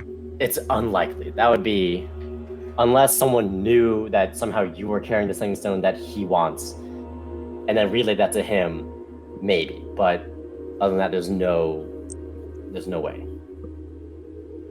I take out a dagger that I have on me or something, and on the underside of the Ascending Stone, I carve something into it, even just a chip, to make it different than the other one. Okay, got it. And then I put it back in my bucket. You see the and then I half-orc get fucking collapse on the table. You see the Does half-orc Evetta get witness up. this? Or is she too tired to witness it? That's up I to mean, you. if he didn't hide it, and Evetta's looking at him, then probably. But Evetta I has was other saying, he things to think about. doesn't and look at. show what the symbol is. He wants it to be something that only he knows what it looks like. So he would cover whatever mark he makes on it up. But you definitely see him do something to the Sending Stone before he pockets it. And then I see the tiefling slumped out on the table, and I just follow her. It's just the exact same. I melt. So Evetta asks Seth, did Harvin ever get back to you? Oh, fuck. Yeah, she doesn't know. Yeah, the half-orc gets up and goes, I have to pee. And so does the DM, so we're back. Okay, great. Oh, god dang! He's gonna Do we want to RP with Outrider, or? I don't know about that. Fine, we can wait. That was exhilarating. That really was. I'm sad you can't hear the music. That's Zara fine. cool in that Because tunnel. the music was really good for that segment. Yeah. I went through 3 glasses of rum during that chase sequence. That was Damn. legit. I guess think of the most exciting drums. I almost tried to trap the thiefling in the orb. I didn't know. I didn't know if we were chill with them. Oh. No, they seem fine on it. Once I realized that they were also on the run, if we get caught, it's just as bad for them as if they get caught is for us, because we all implicate each other right now. Mhm. So That's for very all true. of us to get out safely, we need to work together, because if any one person gets caught, then you can implicate the other 5 people. So That is. And duck and pee. As he sits down at the table. Okay, so Evetta asks the question. Steph's just gonna pick his head up off the table and just look at Evetta, and he doesn't mince words, but he just shakes his head and says, I'm sorry, Evetta. It didn't sound like What? Harvin made it. What do you mean? What do you mean? They sounded like they got him. I'm sorry. But he sacrificed himself for us, so the only thing we can do right now is make sure that his sacrifice doesn't go in vain. Oh my god. Evetta also collapses onto the table. Is Evetta asleep? Evetta is not asleep. Oh, She would okay. probably prefer that at this moment. Seth too. Seth probably needs to sleep as well. But Steph no. actually needs to sleep, but Yeah. he's fine. Eventually, the other man comes back with a kind of large plate of food. And he sort of kind of sets it down in the center. Everyone who has their heads down hears like this large thump in the center of the table. The table slightly shake. You see him take about 6 wooden bowls or plates from the counter side, and he puts it in front of everyone. And then grabs as well about utensils for everyone, and gestures for everyone to just have at it. All right. Oh, well, then I'm gonna Yeah. grab something quick to eat then. I'll be right back, guys. Yeah, here we go. Dude, the Yeah, verisimilitude Evatta's- this episode is off the charts. I feel like I'm there. Or laughing This, now. Yeah, Evetta just This- peels this- her face off the table. But she uses her hat to try to hide as much of her expression as possible. This other man, what race is he? Looking at him, Mhm. he seems human, but he has an elegance to him. Can I insight check that? Game recognizes game, and Seth's whole thing is that he studies people's faces. I want to know what's going on. Yeah, go ahead and make an. I was actually make a perception check. Okay, I'm gonna nullify this one too. Fuck it. Now that I know I can do this, I can actually Okay. make rolls like a real person. Ooh. Perception, that'll be 14. 14. It takes some time to study him, and there are moments when he turns like kind of like in your direction. I don't know what's that just can just stare at him like laser eyes, or would like look away. No, he would try and make it like casual or whatever. It's like, because Seth's whole thing is like Yeah. Okay. to mince, like to put a point on it. Like Seth is all about like social engineering and trying to understand people. So Right. he's okay. gonna try and like get glances here and there, but he's not just gonna like ogle the guy unless he has really nice hands. If those look pretty, like they're popping. But no, I'm gonna try and be subtle. It takes a while. It takes a minute, and you're like, man, it's familiar. I can't put my finger on it, and you realize he has human ears, but his face resembles a lot of elven features. I sort of tuck that little nugget away, and I don't remark on it, but I'm definitely, I don't know. Seth is not looking a gift changeling in the mouth right now, but he is curious. So yeah, I'll just start eating my food. I'll make a note of it, but not remark on it. Oh God, tag. Okay, in this scenario, we're gonna say he made yogurt and ham, Whoa. Okay, sure. because that's what I'm eating. That's a Yogurt hell of and a ham combination, brother. materializes. Whatever. All right. Yo, you got some of that ham girt? Let's go. Oh God. Yog ham. Yo, ham. Yoga ham. Isn't that the city from Bloodborne? No, wait. All right. Well, you guys eat the long hours into the night, reminiscing on what has happened. Do we tell this guy what we've been through? Or More so, does he asks- ask us any questions? yeah, does he ask He does us not anything? ask. He doesn't ask any questions. He doesn't say Oh. anything. Hmm. But as everyone finishes the plate, starings are done. Just reminiscing, thinking about what could have been different. The silence is broken by this man who says, "If you all need rest, I assume most of you are. There are several rooms upstairs. Go ahead and make yourselves comfortable." And you see the tiefling, who you gather's name is Vali from the man. She wanders up to the room, but before she fully disappears, you hear her say, like, "Thea, I want to talk to you." And he goes, he kind of looks at the floor for a second before he looks like he reluctantly goes, "Okay." What was his name? Thayer. Theyer. Thayer. Oh my god, guys! I think I saved all the ham. I accidentally dropped it. What? Dag on, bro. Oh my god, Dag. No. My knee saved it. Oh my god. As you see, Throw the this half-orc in. is Oh. asleep on the table. Oh wow. This boy can't handle his ham. But before Thayer goes up to the upstairs, you see him snuff out like all the lights on the first floor. And so all the light that you're now receiving is through like through the through windows, or the light upstairs, or yeah. I see. So what do you guys do? Evetta Good hasn't question. said a single word throughout this whole thing. She just sits back at the chair, but has this like blank expression, just staring at her food. Well, leftover food. Yeah, Dad's still eating. Oh, Dag. Dag went back for thirds. Dag probably took food from other people's plates.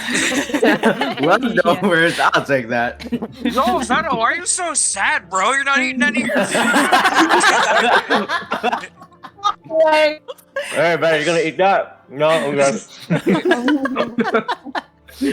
What's the matter, Evetta? You haven't touched any of your ham curd. Is Zara doing anything? Did Zara hear the conversation between Seth and your mother? Avetta? What? What? Yo, guys, that's my mother now. Yay! My brain went on autofill. Auto fail. I think it still is. Auto Philip, special Phil. That was Granny. Sometimes you have to make a joke for one specific person. I say, I mean, Seth just sort of like, he said it out loud. He was speaking to Evetta, but like it was at the table in front of everybody. So like he wasn't trying to hide it or anything. Because Evetta asked out loud. Like it didn't sound like it was a private question. Zara's just sitting there eating her food. Yeah, at least you saved 10 gold. No, I'm just joking. Holy fuck. Dag! Well, we're just ass in my head, you know, guys. Out of game, out of game. Out of game, guys. No, I don't think Seth's doing anything in particular. I think at this point, like, the level of exhaustion on top of all of the adrenaline, like, finally leaving, he's just sort of, like, sitting back in the chair and sort of, like, letting everything wash over him. In fact, I'm gonna retire upstairs, and Seth's gonna get up and go upstairs. all right. As he does, he does like stop by Evetta and just like silently place like a hand on her shoulder for like comfort, and then proceed upstairs. Okay. Evetta acknowledges like a slight nod, but doesn't say anything. Can I get the room closest to wherever Thayer and Valia was her name? Yeah, the tiefling's name is Vali. Vali. And then Thayer, the man. Okay. Yeah, can I find the room closest to whatever room they're having their conversation in? Because I'm gonna go be a little sneaky piece of shit like I am, because that's who I am. Good job, Pep. Nice. Sure.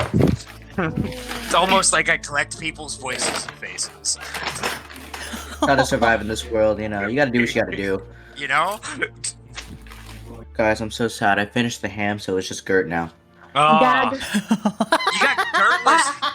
I just got Gert Hamless now. Gert, dude. Hamless Gert. Hamless Gert's no way to live. You'd like a 60-40 Gert to ham ratio. All right, Seth, you get your room. You before I explain, is anyone else? What else is everyone else doing? Well, is there enough room for each of us? Like, each of us getting down? You. I mean, well, you have to go up there to check. Oh, okay. I'll just... Zara will leave the table and be like, I guess I'll retire too. And she'll drop off a candle and what is it called? Incense box. Is that what it's called?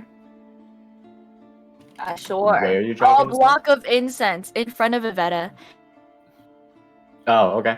Evetta looks at Zara. What is this for? Yes. Yes. Right. Oh, interesting response. Can I just paint the picture of Evetta, who ran away from a highly religious commune, Oh shit, you're right. I'll be like, being yes. given a box of incense to celebrate the death of one of her closest and presumably only friends. Yes. This Yes. is all out of character. I'm just putting that out there into the world Stop to be trying enjoyed. her best. No, this is know. great because that's perfect for like that. That is how a paladin processes grief, right? Just like, well, you have to perform the correct ceremony now, and you'll be fine. Good night. Yeah. Best. Iveta, who hadn't really And we're back. had to do this sort of ritual before, is not sure what to do with it. Exactly. Is this to help me mourn? No. It is not. Sir, it isn't. What's it for?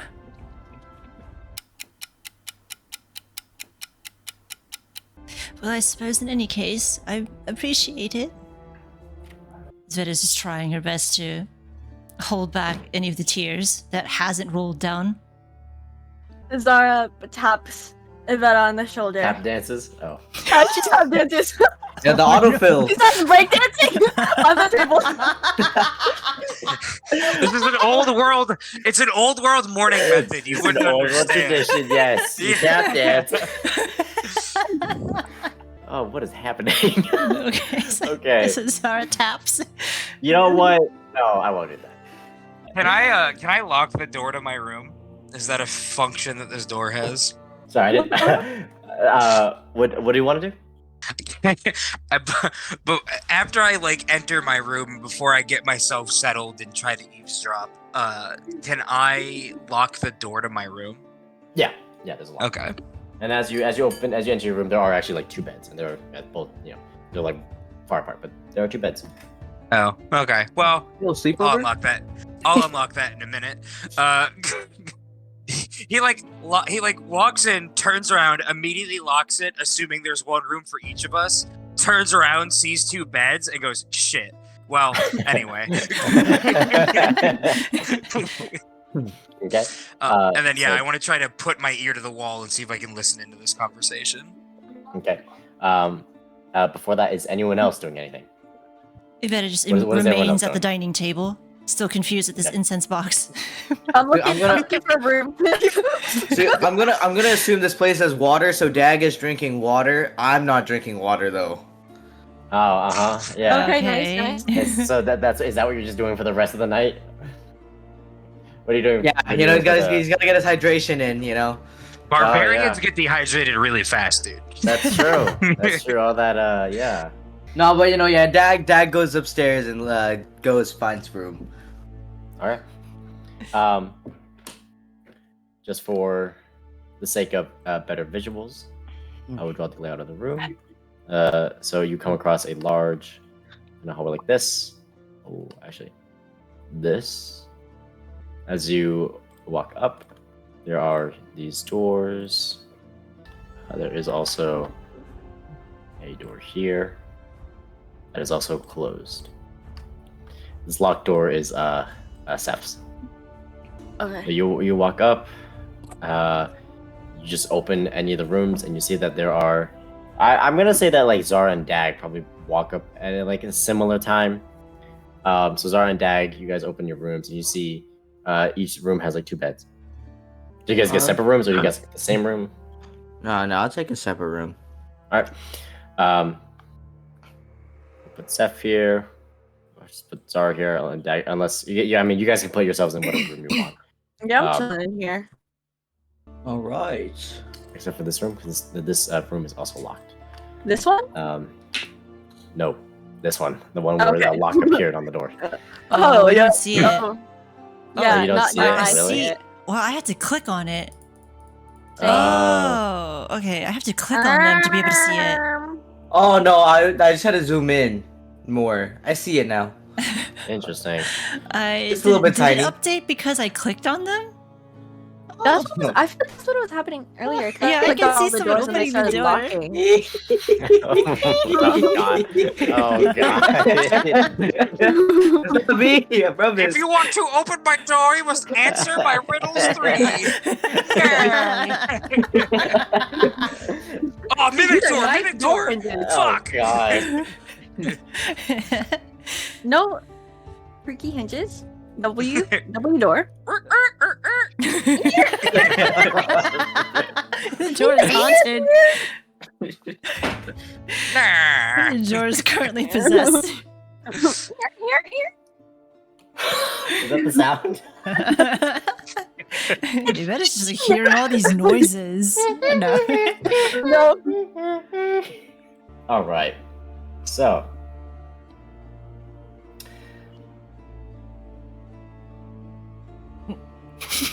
Steph?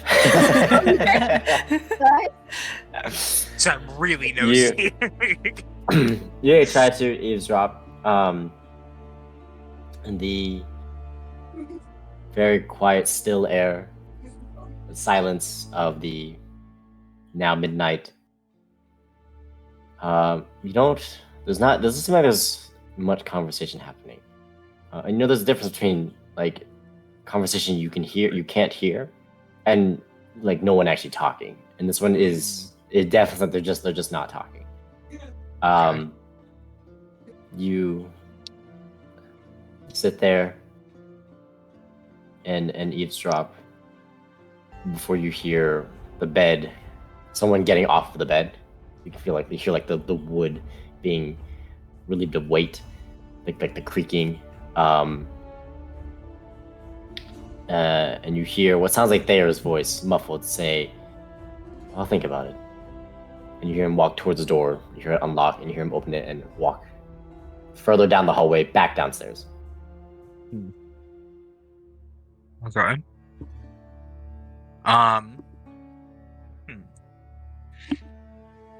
I'll like.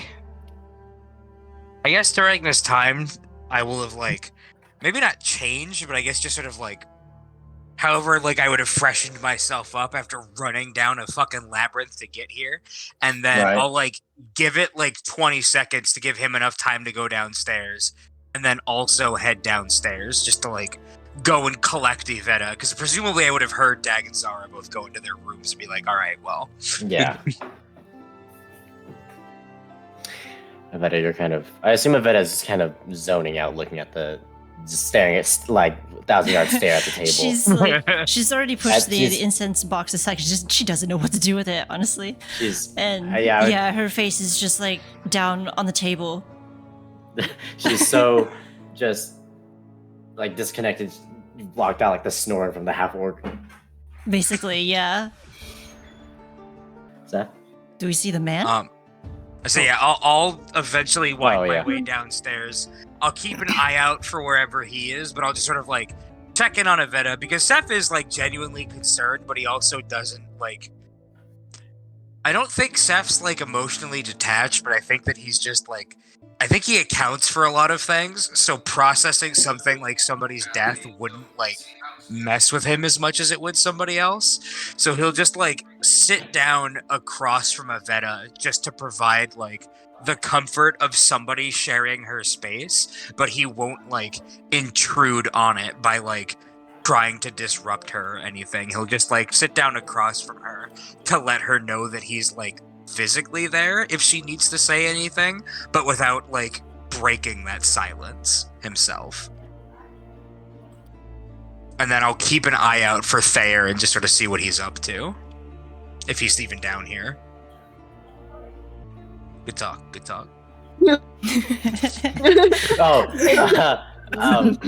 Sorry. You're good. You're good. I somehow heard of Veta when you said Thayer. Sorry. Yeah. Yeah. As you came down, Thayer is in the middle. It seems like collecting the plates, the utensils. Seems like he's putting them aside, presumably to wash them later. You see him sort of cleaning the area, just in general, doing housework. I forgot what do you want to do with him? So I'm just gonna sort of observe him and see if he like says anything or needs anything. Like, I'm trying to be there for Evetta. Like, my primary goal is to be there for Evetta, and secondary, just sort of see if I can get a read on him, or if he like, says that he needs help or anything. Like, I'm trying to suss him out, but also like primarily be there for my companion. Okay. If he's not volunteering anything, then maybe I'll do something. But for right now, I'm just gonna sort of be here and just sort of like see if Evetta needs anything. Okay. You see, yeah, he's mostly just doing, it looks like, just like housework. He does sort of disappear into the kind of like a side room, the sort like it looks like to be a storage area, some sort of small like auxiliary room. And he does, he comes out with looks like to be two kind of cups, like polished wood cups. They're kind of small. They're like these skinny, long-ish cups. Like a flute glass? Not quite. Kind of like a flute glass, but without like the little handle, and a more wide and not as like curvy. Okay. But yeah, I mean, a flute glass is probably what I'm thinking of. But he sets it down in front of you two. As he sets it down, you look inside and you see a kind of a kind of purplish, more not purplish, more like dark red kind of liquid. And he just very like gently says, "Grapevine," before he walks over to the half orc. You see him like take his shawl off and put it over the half orc. And as he takes his shawl off, he's like wearing a kind of tunic that only covers like half of his chest and then goes up to one of his shoulders and then goes down the rest of his arm. And peeking underneath that that kind of tunic, you can see that there seems to be some kind of like nasty scar that's underneath the tunic. That's like the tunic is like hiding. You can see like the edges of it peeking out past the tunic, and he doesn't say anything else. You guys do not have what looks like just to be. He doesn't know how long you guys are staying up, so he just set these two. Appears to be just wine cups, glasses, in front of you two, and then he walks up. I guess, but before he after he places his shawl on the half orc and he goes to head upstairs, I'll just sort of say you're very generous, man. Taking us in. I appreciate you giving us your hospitality. You're going above and beyond to help strangers. And I'll stand up and I'll put my hand out because we haven't actually introduced ourselves. And I'll just say my name is Seth, by the way. and I'll go to shake his hand. He shakes your hand and says, "It's no worries, Seth. I've done this before, and I'll do it again. I'm Thea, and well, if you become a true runner, you'll probably encounter me a lot. I'm known as the caretaker for the runners." So I've heard the name, but you'll have to excuse me. I'm not exactly familiar with Daeston. Yes. I'm an extension. I'm not really a part, but I'm an extension of the group known as the Underrunners. And well, it started with noble goals. There was a period where nobles were hoarding all the wealth. I'm not saying that doesn't still happen. But the Underrunner job, the original job anyways, was to take some and then distribute as best we could amongst the lower populace. But nowadays, most people who join the Underrunners are in it for themselves. It's rare to see more generous souls in the city. The city does a good job ringing them out. That's for sure.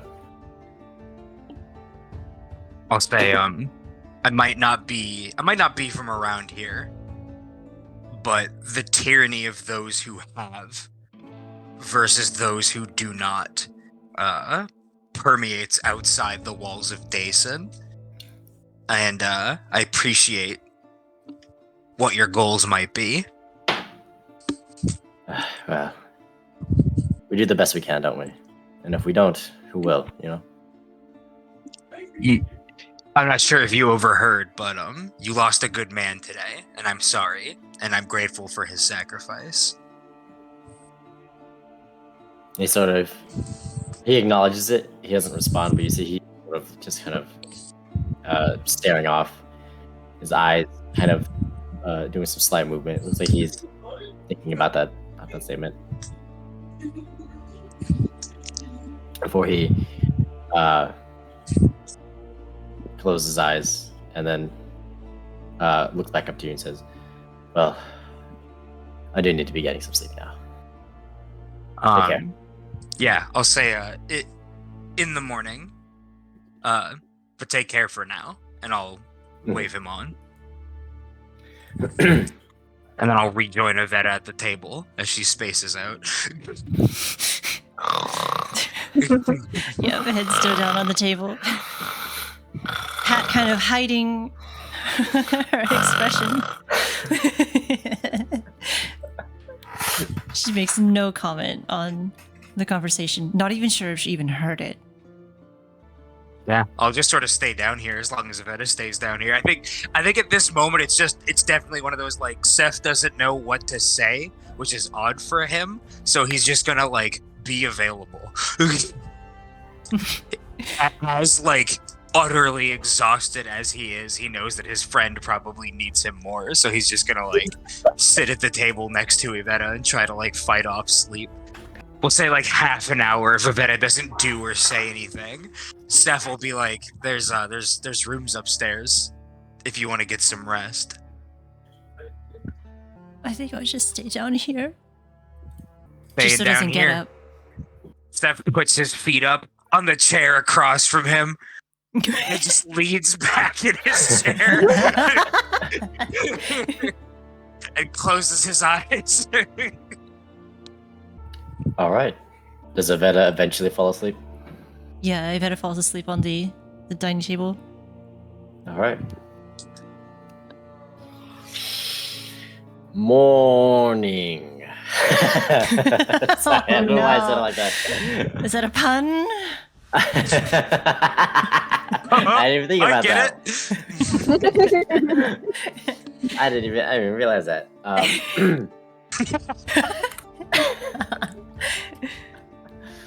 All right. Eventually, I will say probably then Zara would probably be the first to wake up. Zara, you come too. Mm-hmm. The gentle sunlight reaching your eyes, peeking through the shutters of the window. I'll get out of my room and see if anybody else is awake. Okay. You hear the house is entirely silent.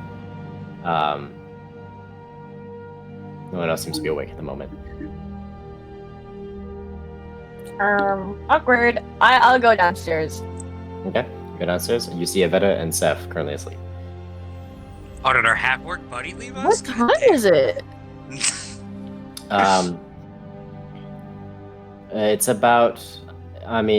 It's not. Yeah, it's very early morning. So yeah, it's still kind of dim. And you look around and you don't see the half orc. I'll sit at the table and just wait. Zara doesn't do any of her like prayer stuff. No, she does. We'll put outside. I really like the mental image of Evetta face down, drooling on the table asleep. Seth, probably like head back, mouth open, shape shifted into the chair slightly, snoring. And Zara just like sits down across from the two of them and like silently prays. Right. No, before I pray, I'll take out my blanket because I have a blanket. Oh, A blanket. A banky. take out my blanket, and then I'll cover Evetta with it. Then I sit across and pray. I will say that eventually everyone does come to. In the order, it would probably be Dag, and then Seth, and then Evetta. That's probably the order everyone would wake up. So if anyone wants to do anything before those are awake, now would be the chance to say something. Hey DM, writer. Hey DM. What that point of exhaustion do though? Well, it's after you wake up, it's gone. All right, cool. Okay. All right. Thanks, bro. Feels great to be back. I don't have any of my spells, but you know what? I can roll like a normal person now. Right. You indeed can.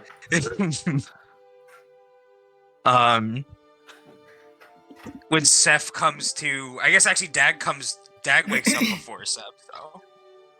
So, Dag, do you want to do anything, or? No, I feel like Dad would wake up and be like, "Nah, I don't see anyone. Just go back to bed." He's in a room.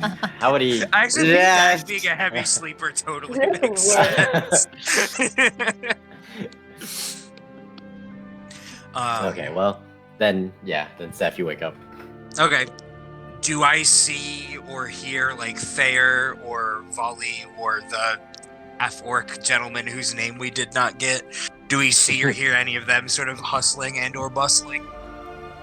It does not. The house seems completely silent, so either they are still asleep, except for the half-orc who you see is gone. Either they're still asleep, or they at some point left. I don't know what their plan is, but yeah. Hey Zara, what are you up to? I'm sitting here. I don't know. Word. I'm pondering, I guess. What do you think our plan for today should be? I don't know how much longer we can stay in Daeston. Are we already moving up to Carmelia? I don't know about all that.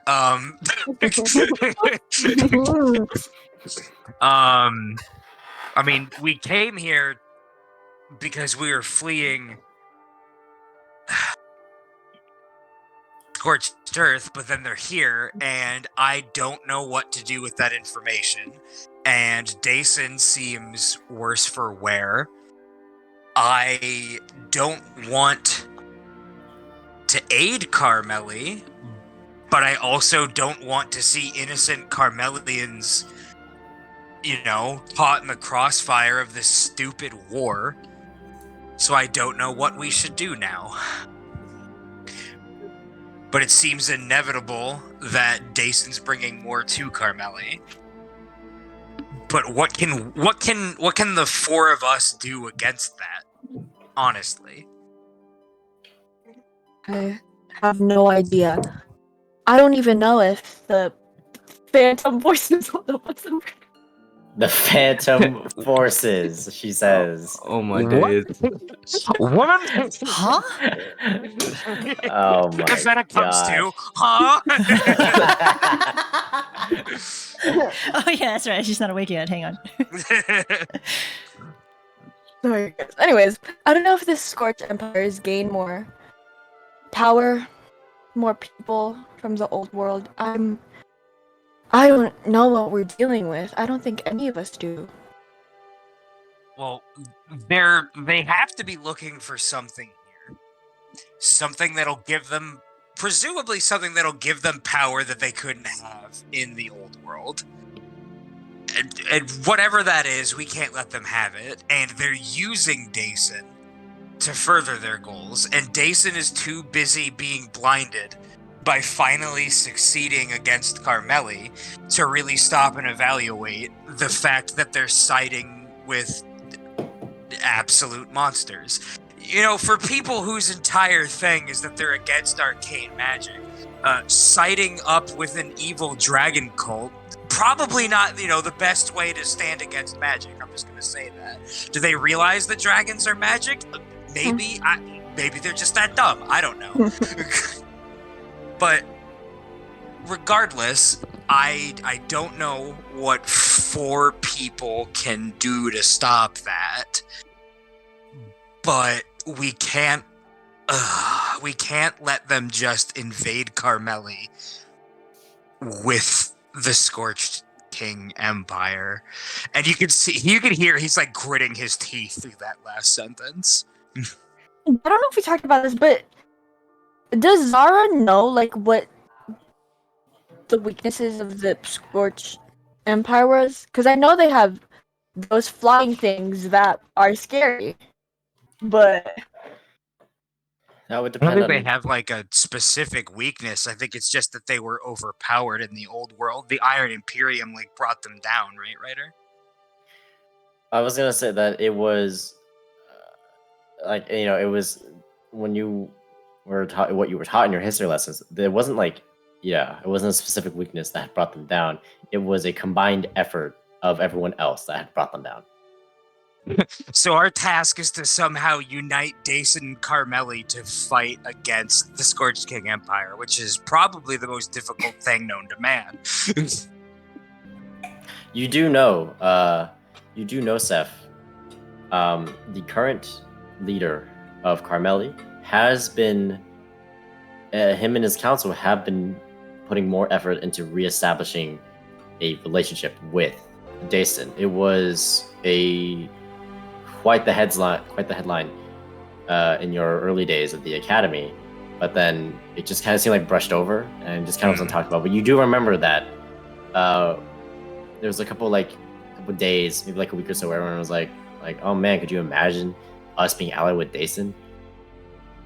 Would that sort of scan with so what little I've learned of Daeston politics since we've been here is that it sounded like rather rapidly in the last few months that a very specific political party in Daeston rose up to the top to put the Scorched King in place. Does it sort of does it sort of make sense that that political party sort of would have leveraged the fact that Carmeli and Daeston were trying to make amends?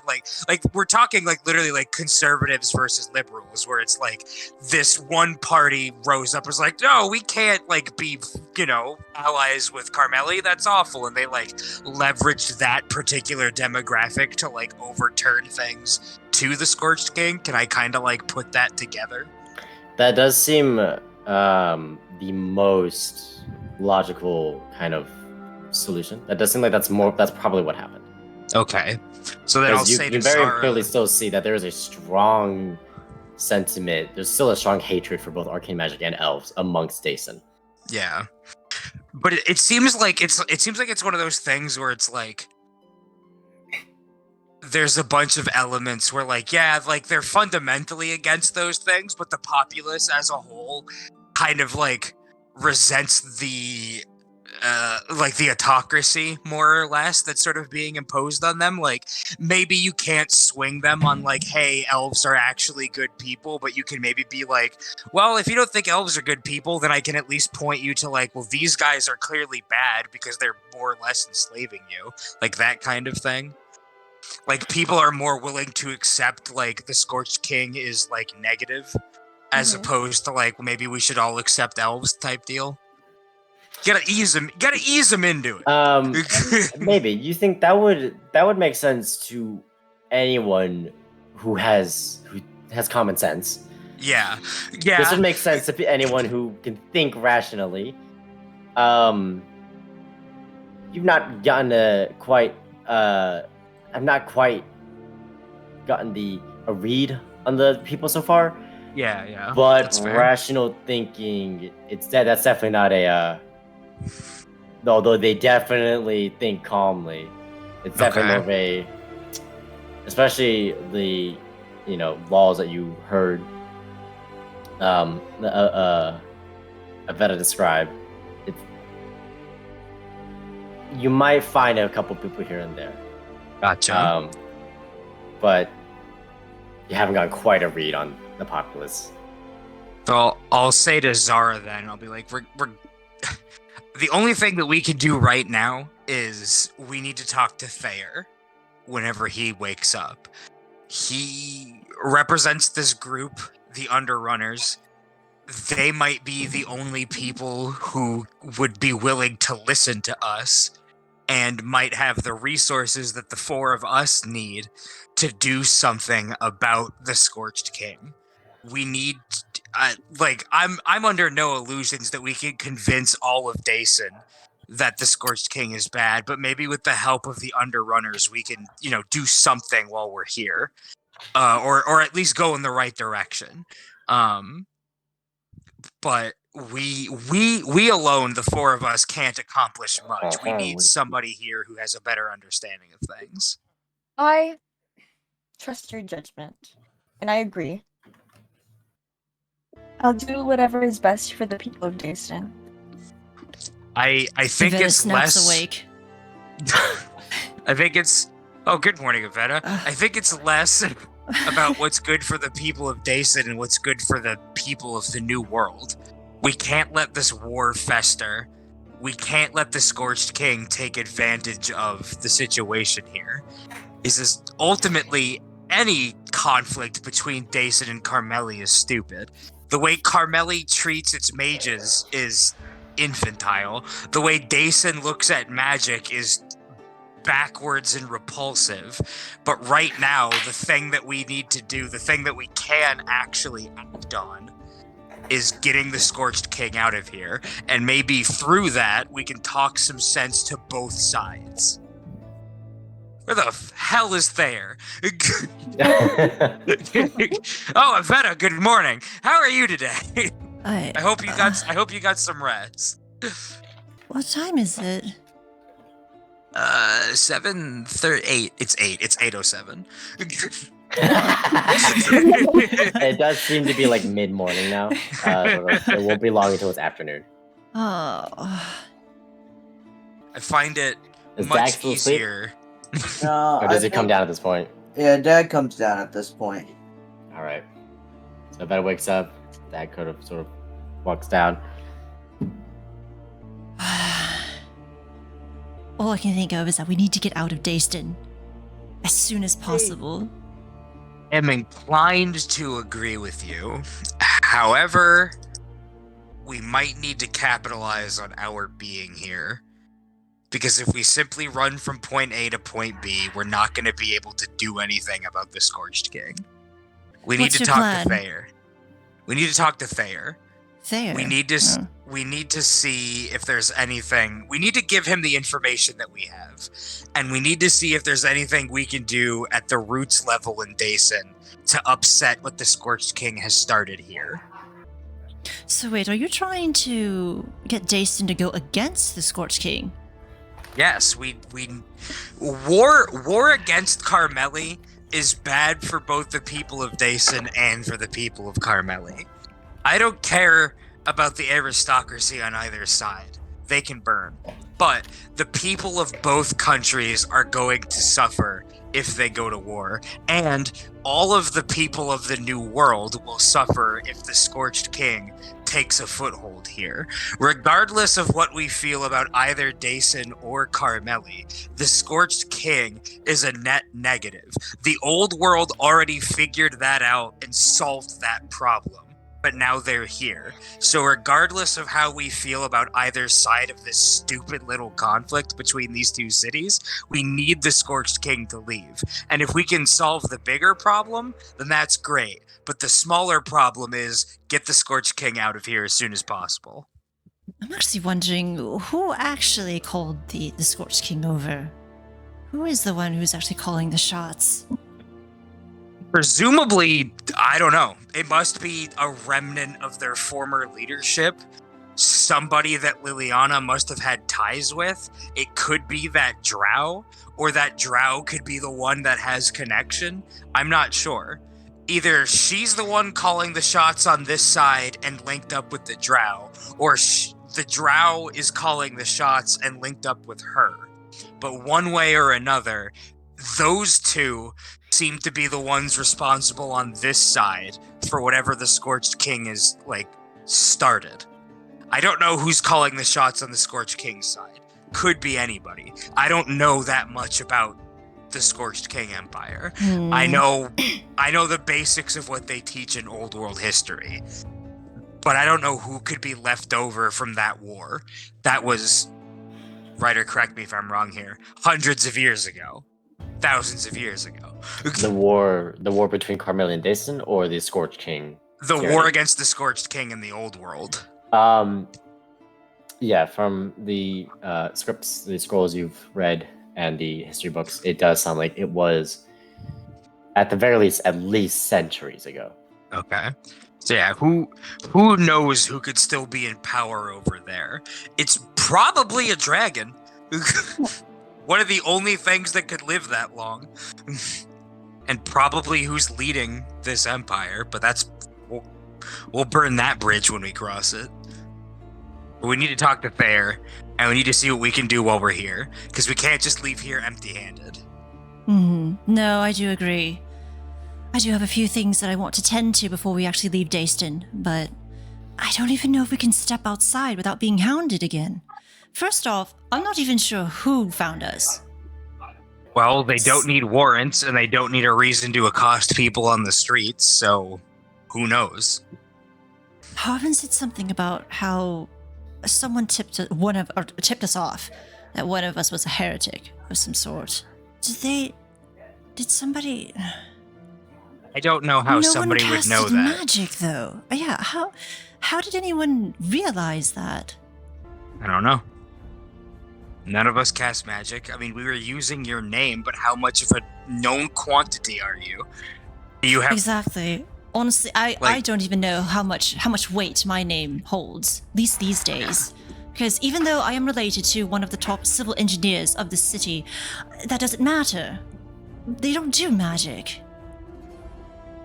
If they don't care after you've left, then I don't know who could have told them something. I don't know who could have seen us and suspected something. Yeah, that just doesn't make any sense to me. I don't know if someone actually recognized me.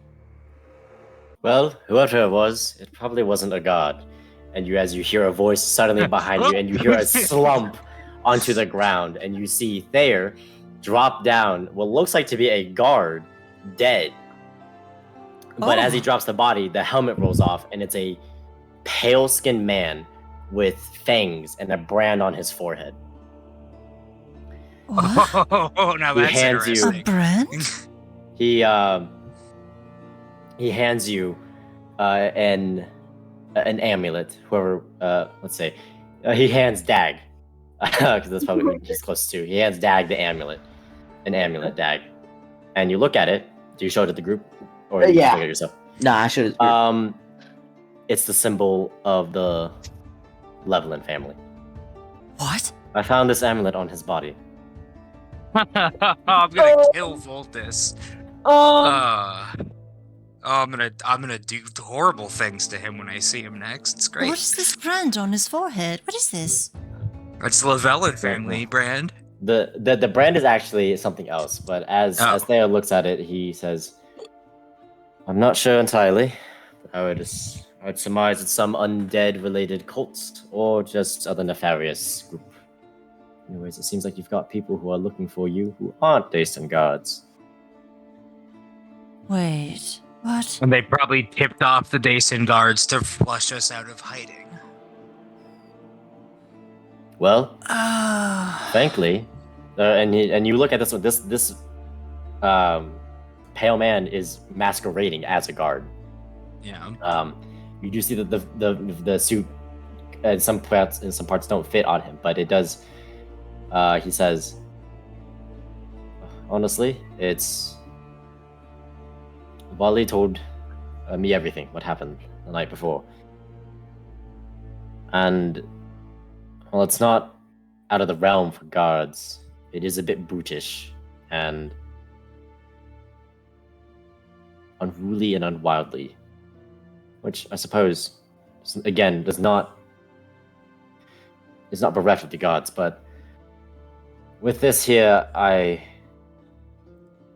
would honestly make the bet it wasn't gods who were looking for you last night. Honestly, if this man can easily pass as a god, then we've got even bigger issues. And also, you all might want to see what's happening outside." Yep. What's happening outside? You peek outside and you see a large chariot with a man sitting at the top of it, kind of this elevated throne. This man in orange and red robes with white trims, kind of these very gold pauldrons. He kind of has like a gold, like I want to call it like, okay, yeah, circlet. He has like kind of like a circlet. He has like long black hair and a long beard that goes into like a goatee. And on the horses, on the chariot, on the banner that's flying above, and on his chest, right there, emblazoned for everyone to see, is the Scorch King Empire symbol. You see, looks to be 4 Scorch King Knights surrounding him, and then surrounding those Scorch King Knights are Daeston guards, and look like to be just kind of marching through the thoroughfare very slowly. You look for everyone else's reaction. All the people seem to be kind of retreating into their homes.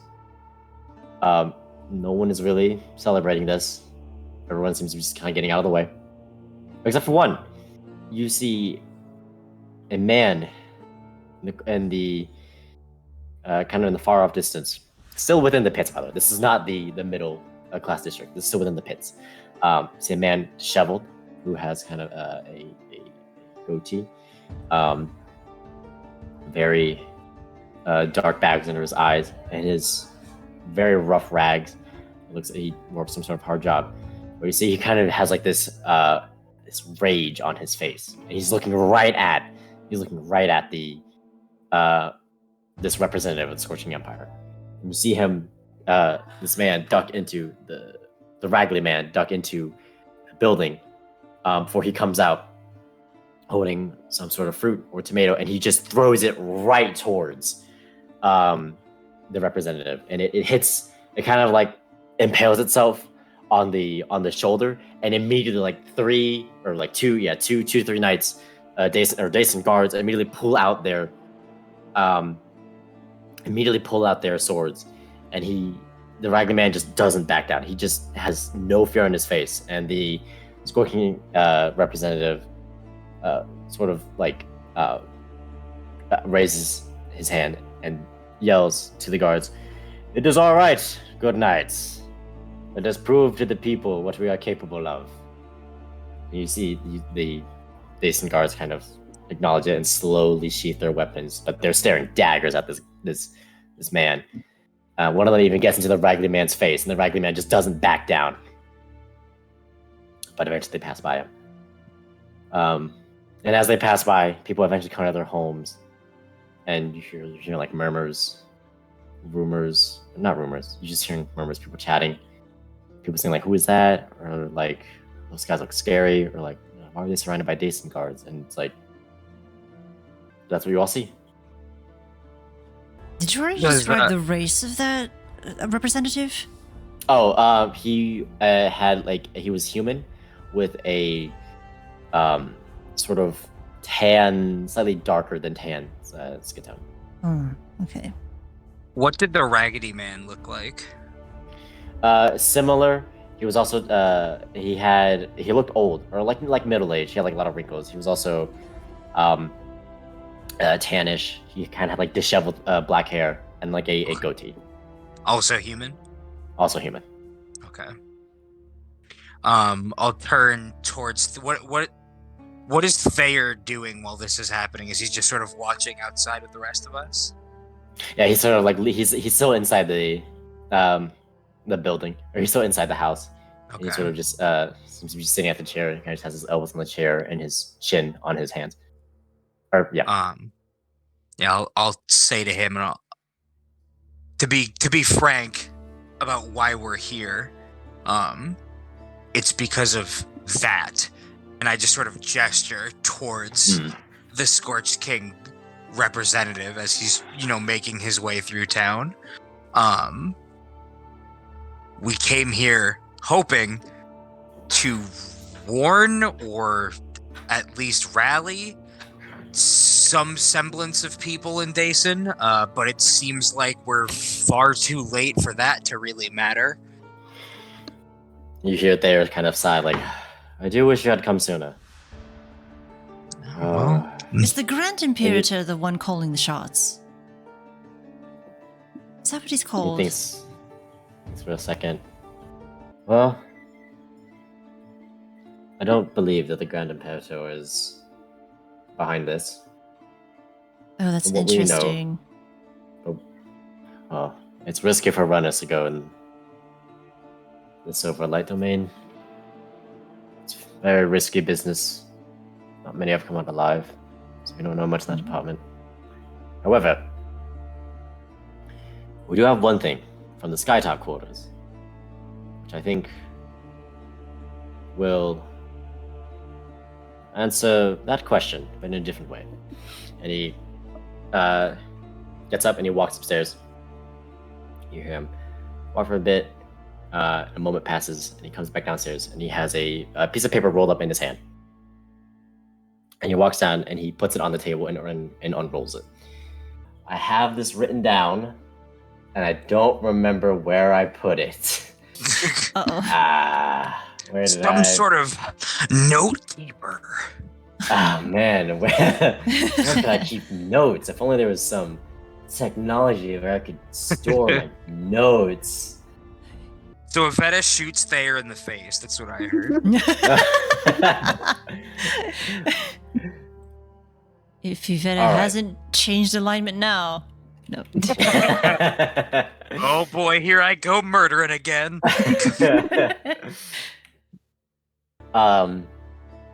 It seems to be that you would have recognized as a bank statement. It seems to be of an individual called known as Ionin Milben. Does not ring a bell. However, over the past several months, has been withdrawing. No, that's not how bank things work. Within the past month, has withdrawn around a total of 20,000 platinum. Jesus fucking Christ. No clue where. No clue where. The fuck, Ryder? It says Drawing? withdrawing. Yes, withdrawing 20,000 platinum. At least a total of. That's how much it'd be worth. What?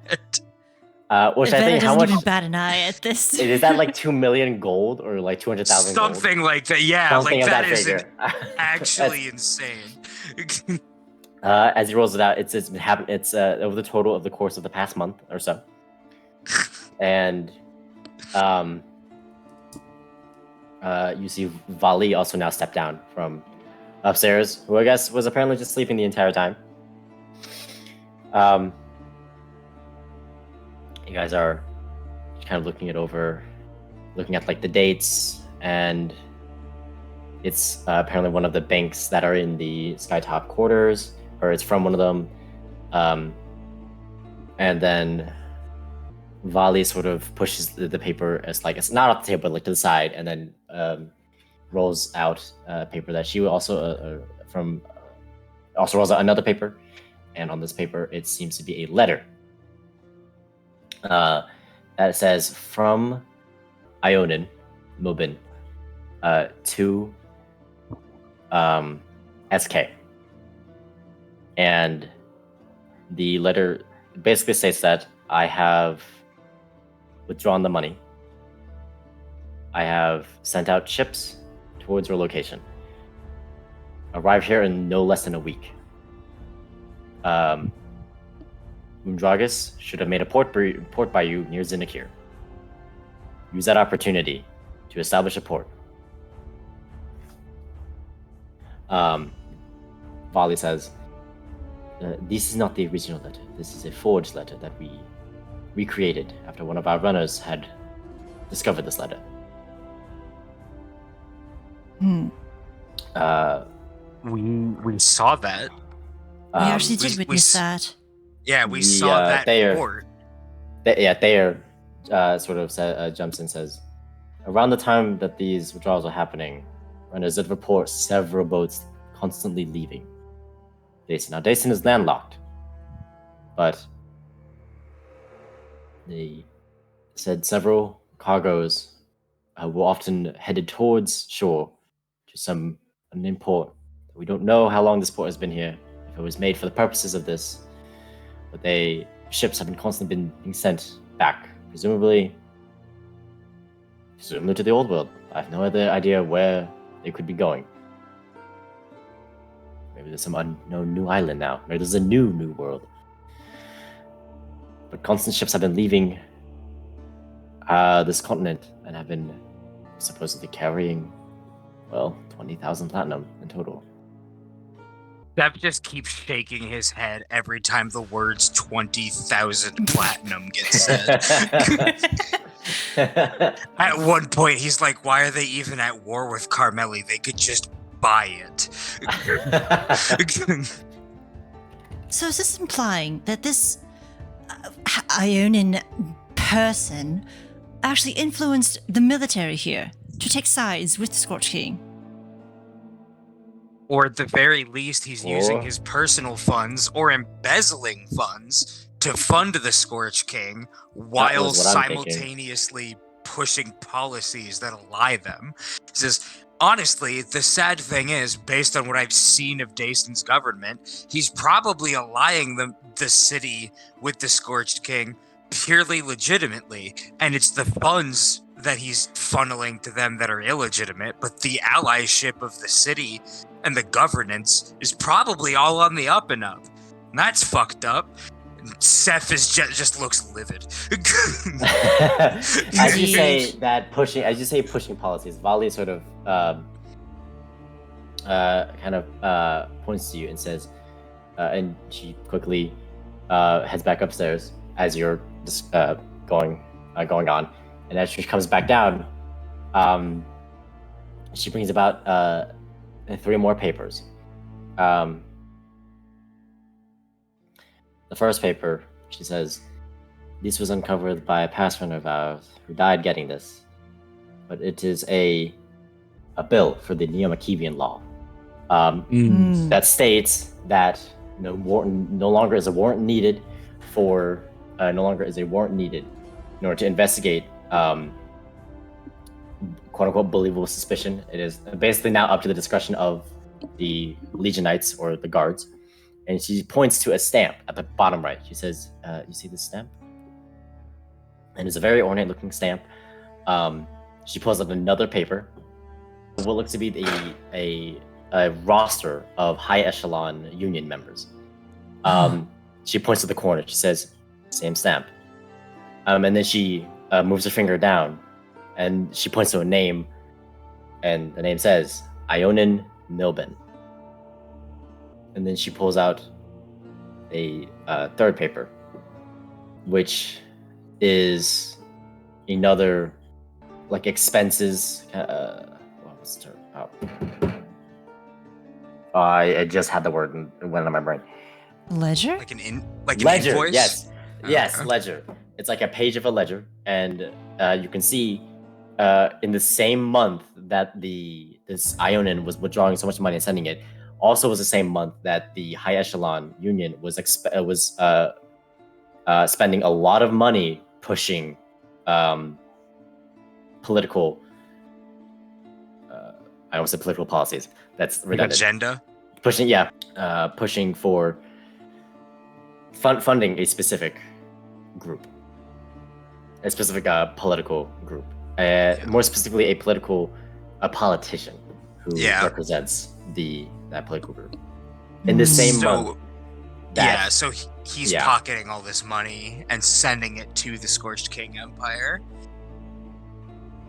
and he's probably doing this to get political acclaim here and further the Scorched King. God, you ever just really think about how greedy politicians are and just want to throw all of them into the ocean? This is why I don't care whether Daeston just burns to the ground. Yeah, but the problem is that there's more of us, and he just sort of points outside to all of the townspeople than there are of them. And if Daeston burns to the ground, they suffer before they suffer. And he points up again on the second day. Oh, I'm very aware. So there's this thing called a guillotine. And there and Vali kind of look at you guys after revealing a lot of this information. They sort of pipes up, says, "We've been sitting on this for about a part of 2 weeks now. Me and Vali, I've been thinking, what could we do? And, well, it seemed hopeless before you all came in. What can we do with this information?" I think Seth's Wi-Fi cut out. I'm... Oh. Hello? Oh, no, I didn't. Oh, okay. I'm a real boy! I'm here! I promise! Do the other nobles actually agree with these laws? And what's been going on? Vali sort of responds, "Well, we've not uncovered anything noteworthy for the other nobles. Anything we've uncovered are more personal letters to family overseas or bank statements that aren't as egregious as Ionin over here. But they all are part of the High Echelon. And the High Echelon did indirectly fund the Scorched King and lobbied for a much more passive leadership. So whether or not these nobles truly believe in them, or whether or not they hold the same beliefs, they still are agreeing, whether or not they realize it." What can we do at the ground level to rally the people? Is what we need to go over the top of the upper echelon. There's vastly more people down here than there are up there. What can we do to turn this around while the four of us are here? What can we do to help? See there, and Vali kind of start thinking. Well, as they're kind of pipes up. Well, as you mentioned earlier, if we could find a way to prove to these people that the Scorched King are not who they say they are, that they're not here for Daeston, it would certainly turn them against them. Instead, if you realize, wait, you were here earlier? Because you said that when you're discussing with Zara, when supposedly everyone else was asleep, Vali kind of interjects and says, "I don't think we could go wrong with also killing Ionin.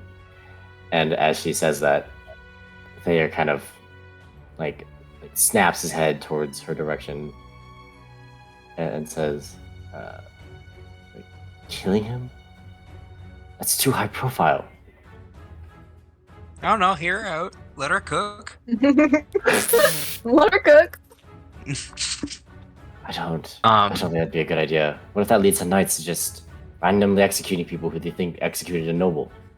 What evidence do we have that we can use to prove this?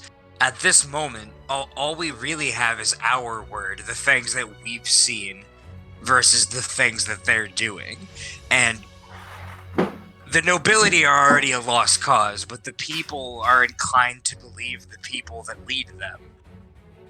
What can we do to prove? What physical proof can we get if we don't already have it? What can we do to obtain that proof?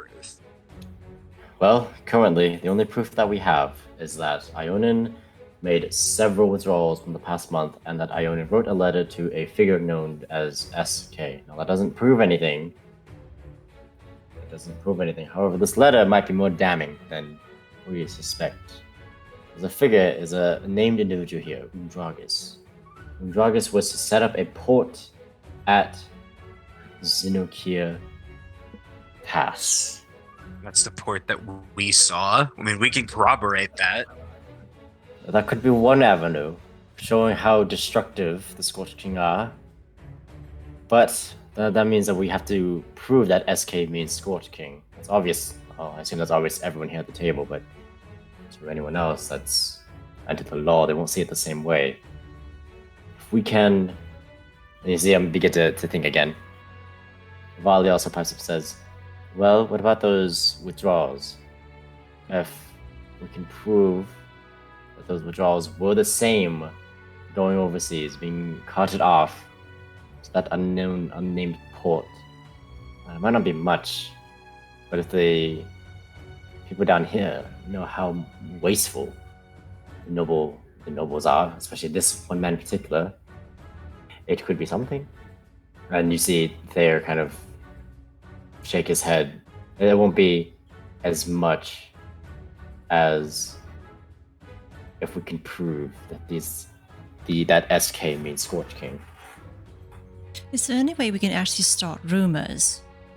Start spreading some rumors related to Ionin and his relation to the Scorched King? Absolutely. We could definitely contact the other top hands and tell the runners to start spreading rumors, do whatever they can. That's absolutely a possibility. It'll take days, but yeah. Something Would to Ionin affect his influence. Yeah. Would Ionin's estate have other incriminating evidence? Would we be able to... do you think if we were able to make our way into Ionin's estate, we would be able to find anything that could link him to the Scorched King? Or would we be better off going after the Scorched King representatives? Okay. I think going after a Scorched King representative might not make them look as bad as it would make us look bad. Okay. Do we go after Ionin? I think if we can... I think that's a better route, to prove that that problem is or has been inside. Is Ionin in town, or is he out right now? It'd be better to sneak in if we knew that he wasn't going to be there. Thayer kind of looks at Vali, and then Vali kind of looks at Thayer. And they kind of look at you guys, and Vali says, well, not entirely sure. Unfortunately, the runners who focus around the Skytop quarters are located a little bit closer to them. You'll find them in the 6th ward. You won't find them around here. So if you make your way over there, you'll maybe be able to find some things out. You talk to the runners in the 6th ward. Can you give us a contact for the runners in the 6th ward? Sure. And as they kind of gets up, he goes to what looks like to be like kind of like a writing desk, you see him kind of quickly writing things down, quickly scribbling. Before he looks like to be like some kind of stamp, and then stamps like the corner of the paper, kind of like rolls it up, puts like a kind of seal at the to make sure that it doesn't unroll, and he hands you it,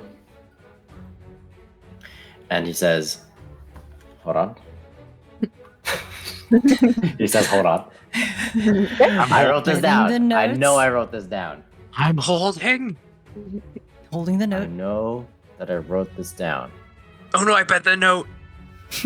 I held it too hard. He says, take this note and look for a Goliath barkeeper at the Cage's Zone. If it isn't a Goliath, do not talk to them. Look for the Goliath barkeeper, alright? And what was the name of the place? The Cage's Zone. It's a tavern in the 6th Ward. One last question. Gonna be a weird one. Do you have a picture of Ionin? Does he have portraits? Presumably that, like, the nobility, something depicting him that I can look at. Not on hand. Are there public records Maybe. that I can find of him somewhere? Perhaps, but they would be... I'm not sure you'd be able to access them without yourself being either noble or military member. But he does, if this helps, I don't know if it will. But Well, how easy is it to infiltrate the military? And I point to the dead guy on his floor. That guy did it pretty okay. Well, I would have told you pretty hard a couple days ago, I guess. But perhaps it's not as hard as I think it is. Can I borrow his armor at least? Sure. Alright, I See if it fits. throw the armor in my inventory. All right. Zoom, zoom, zoom. No. Suck in. Oh, you guys got a blue.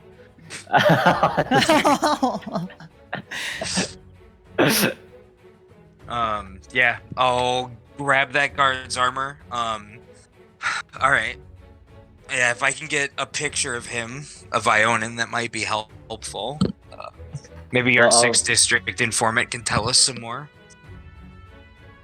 Oh, well, I'll let you know now that Ionin is a rather slim dwarf with clean-shaven and short golden hair. Kind of what's that style of mustache called? It's like a... I don't know my mustaches. Hold on. He has a mustache. That's it. Okay. I sort of... Handlebar. No, not quite. No.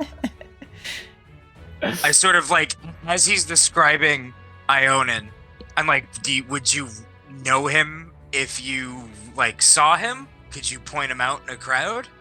Oh, absolutely. I look at the other party, and I look back at him, and I look back at the party, and I look back at him, and I go, how much time do you have to figure out how close we can get? Well, it's not so much... Well, part of his face does help his recognition. It is also what he wears. He has a sort of particular style. I pull out a piece of paper and like write it down in as much detail as you can.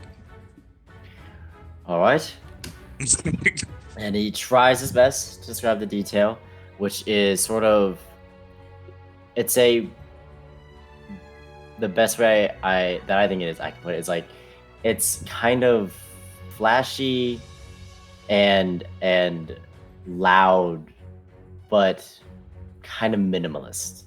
Okay. In the way that the suits and the robes and coats that he wears don't particularly have any ornate design to them. They're not, they don't have the most fancy like trims or patterns, but it's definitely not a common color that you would see. And presumably he shops somewhere in the upper wards. Yeah, the Or has a Uh, personal tailor? yeah. Thayer tells you that the Goliath barkeep will tell you more, will fill you in more. Okay. Thayer also tells you if the Goliath says the words "stay unseen," you are to respond with "and run fast." You got it. Hmm. All right. Well, any more questions? Well, it seems we have a plan at the moment. Something of a plan. Something of a plan. I'm not even sure where the sixth ward is, but well, I guess we'll see. Well, Do if you you want know? directions. Do you know of any way to counteract that annoying orb held by that annoying goddess statue in the center of town? Well, we learned it from Harvin. You have to have those bracelets, but only specific people could wear them. Do you know where I could get? The player forgot that. Do you know where I could get one of those bracelets? Well, I know of some black market dealers in the central borough that have managed to get their hands on a couple from dead clergymen and just other dead monks and clerics. Oh? But as far as I know, it's not particularly easy, and those often go for a high price or a very risky and dangerous service/task. Would that be something you'd be willing to bankroll in order to help with this whole idea, this whole plan? And I just sort of gesture broadly. And it there kind of looks at the table. You see, he kind of has like his hand in his chin and is kind of just like rubbing his mouth. Vali sort of pipes him, says, "I'll help you with that." Oh, I can help you with that. That would be incredible. Thayer also says, "Well, if she's got you with that, then let me draw you this real quick." And he takes another sheet of paper and begins drawing it out. A very rough sketch of the map of Daeston. Now, I say rough sketch because I also have not done the map for Daeston. So this is all you get for now. I will update it. I would draw more. But I'm very lazy at the moment. The blue zones is the pits. That is the pit district.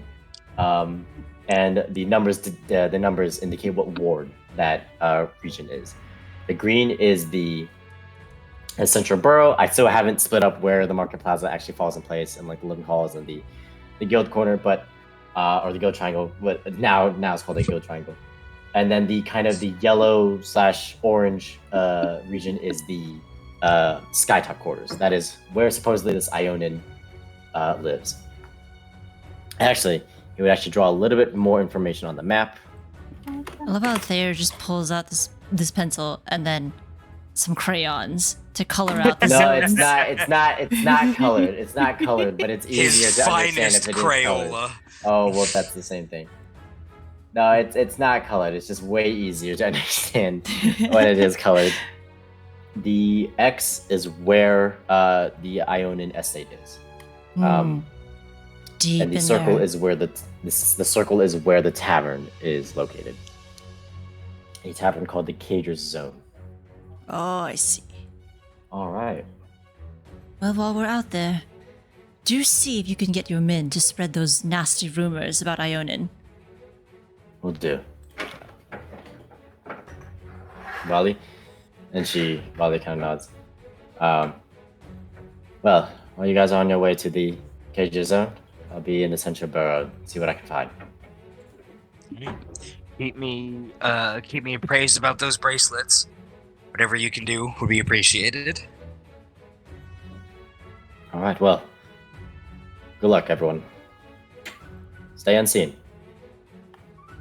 I wrote it run down. fast. Hang on, I wrote it down. See if they kind of chuckle. Good luck. And he sort of disappears back into the kind of secret entrance. Looks like he might be running to a different. Now he's got his own job. You see Vali also kind of disappear out the front door, and you can see that the way she kind of skulks and moves is very reminiscent of like a trained thief. You guys are left on your own. All right, let's go topple Daeston's government, I guess. Let's see if we can find All this tavern. That is where we'll end the session. All right. Alrighty then. Good session, Ryder. Political intrigue. You know, at the end of the day, Finally. the rich. Yeah. And Zara was. Oh yeah. Hey! It's not cannibalism if I'm a changeling. Eat the rich. Not every day, Seth edges closer and closer to lawful evil, and we're just gonna burn the whole system down and start again. It's great. We're gonna swing this true neutral boy in two completely opposite directions and have a great time. Yeah, I don't even know if Evetta will actually make the switch. Recent events are definitely testing her patience. Yeah. Yeah, I didn't know how to handle Harvin's death. I think I did the best that Seth could do, because I don't think Seth knows how to process death. Yeah. And Evetta just already lost I so mean, many.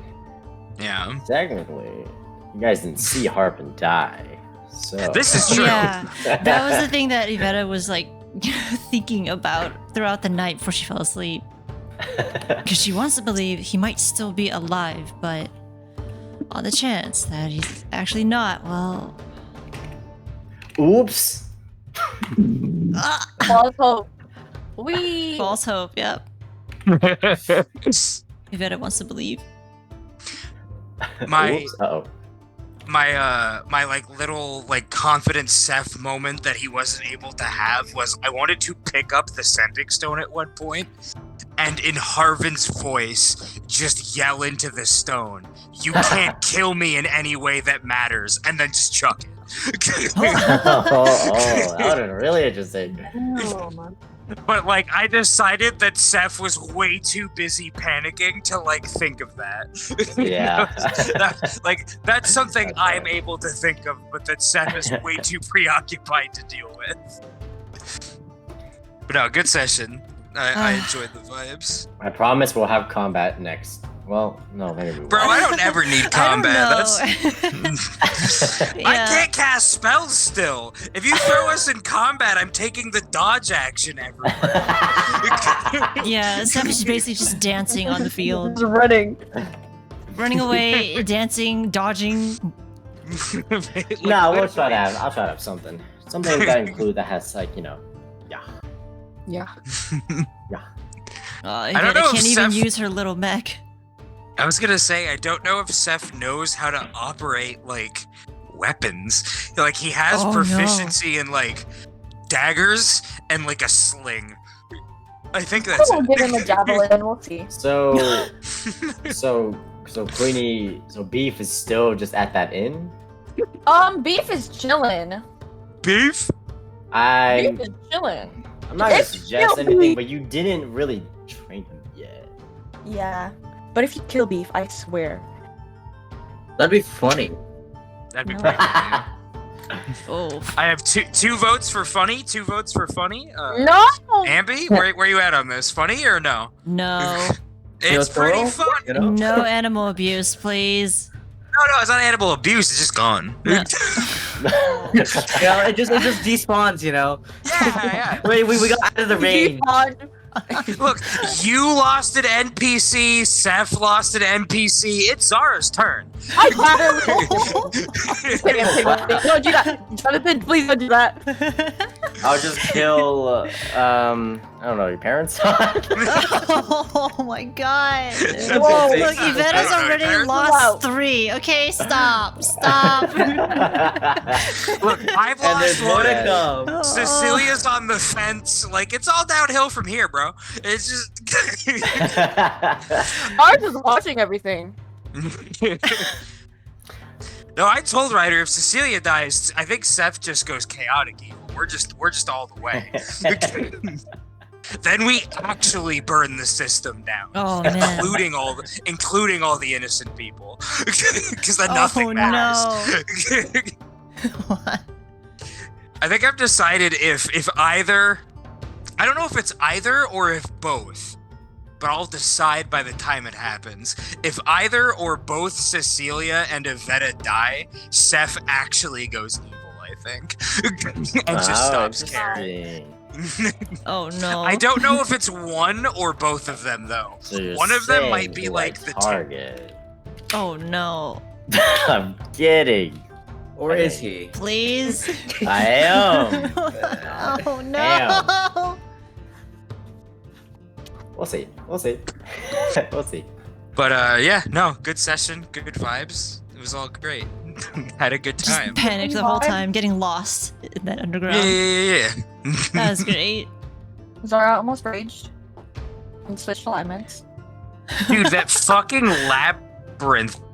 Oh, Here, you know, you guys want to see what the map? I mean, you basically uncovered the whole thing. Oh my god. Oh you, my god. You actually did uncover the whole thing. But, in case anyone wants to, see it, I'll post what the full map. And I made this as you guys were running, and I was like, because I was just making it on the fly. But here's what it looked like. The green is at the very bottom is where you started. The green is where the exit is. Looks like Oh my circuitry. god. Wow. Dang, Wow. our luck is great. Whenever the red tiefling told you to every go wrong right, possible. I genuinely thought that's the way to go. And then I looked at the map and I was like, oh, it isn't. I was just saying that the tiefling just forgot. Anal. That was fun. Like that was That really was funny good. and good in character. But I genuinely felt. Have you ever played like fucking Space Quest? Like, I felt like I'm solving a LucasArts Labyrinth adventure. I'm like, what the fuck is going on right now? Oh man. I gotta give a shout out to Ryder for letting me take over and use Harvin's voice so I could use my real accent. Really, made me feel at home. It was great. Now you don't have as strong of an accent as Harvin does. Ye fucking aw. I've been known to y'all once or twice in my life. You've been known to. Yeah, I can vouch for that. I've heard it a few times. What are right. we even on this map? Oh my. See, we're right you're- there. We're so you're in the- somewhere. You're in the first ward currently. Oh, okay. Forget I've where got we're to at on this write that map. Where are we at in our level? No. Oh yeah, we don't. Uh, So we're level anything. 6 now, right? We're level 6? That's what I heard. Dag's got it. Let's hear it Well. for the hamgurt.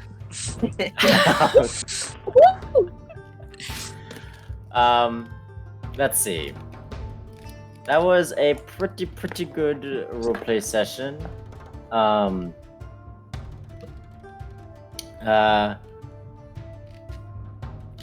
We learned a lot about our characters. Nah, did we? No, we didn't. We did. Seth might become evil. That might become Woo! evil. You better might I drop get closer the every day, evil, brother.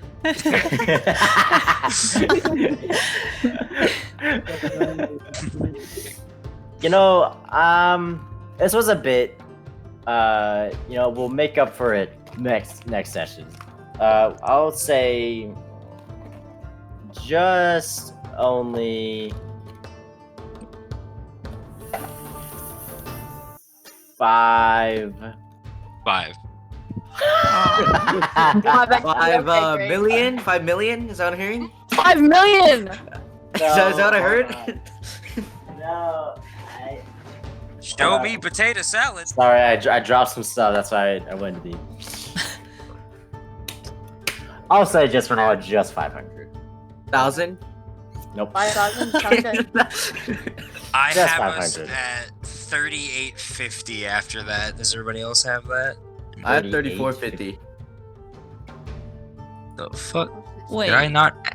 Did I miss something? I got 3850. Wait, what happened? Oh, maybe. Wait, did I What'd miss you get? What'd you get, Queenie? Queenie, why are you level 5? Bro typed in 5,000. Queenie. Queenie? Queenie, why are you level 5?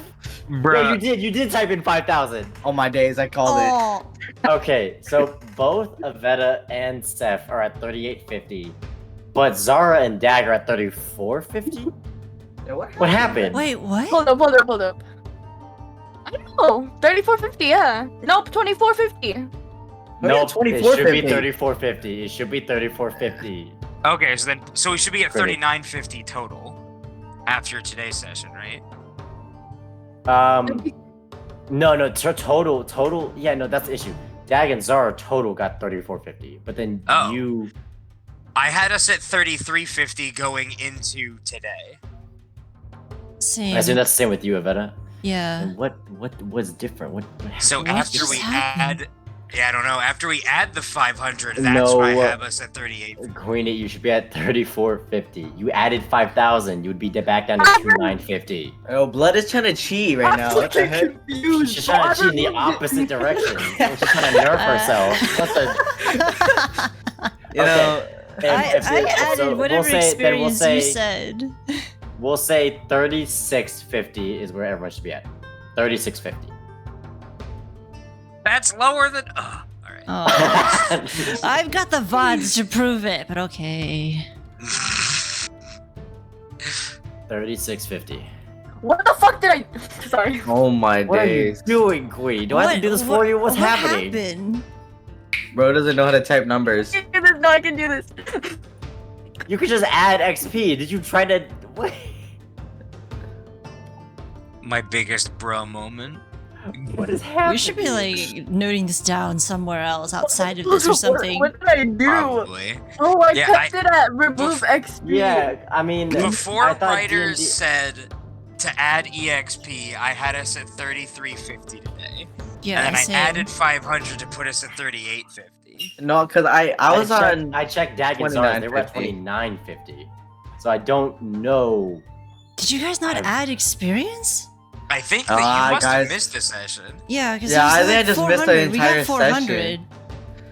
Oh, okay, that makes sense. Dag did miss one, but Queenie should have added 400 at some point from like no, a I mean previous everyone. session. I only distributed them at the end of the sessions, and so Yeah. far, everyone has been at the end of sessions.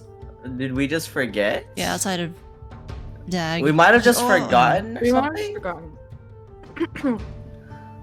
I heard 3850. Because I know there was a session where we earned 400. All right, guys. I think we just go to level 5 and we'll just figure this out tomorrow. We're The definitely not VODs will level reveal the 5. truth. But I definitely think Amby and I had it correct at 3350, and then we should be at 3850 right now. I'm just gonna say 3650. Okay. Alright. No, Listen but I to think the majority VODs. wins. I think actually like 3850. No, Now I that I'm agree. hearing it, I think majority wins this. At this DM. point, I think I'm only saying 3650 because what the heck, Queenie? How did you give yourself 5,000 and then went down to 24? Like, what are you doing? So I'm hearing You- that you can Queenie's set at your 3650. I hear that she's at 3650. Amby and I are at 3850, and that could be level 10. That's fine. Yeah, moment. this idea. I like this idea. I'm just trying to hook a barbarian up, I'm just a little bit. Brain's a little cloudy today. I mean, after the whole incense moment, I guess so. Yeah, didn't even answer Evetta's questions.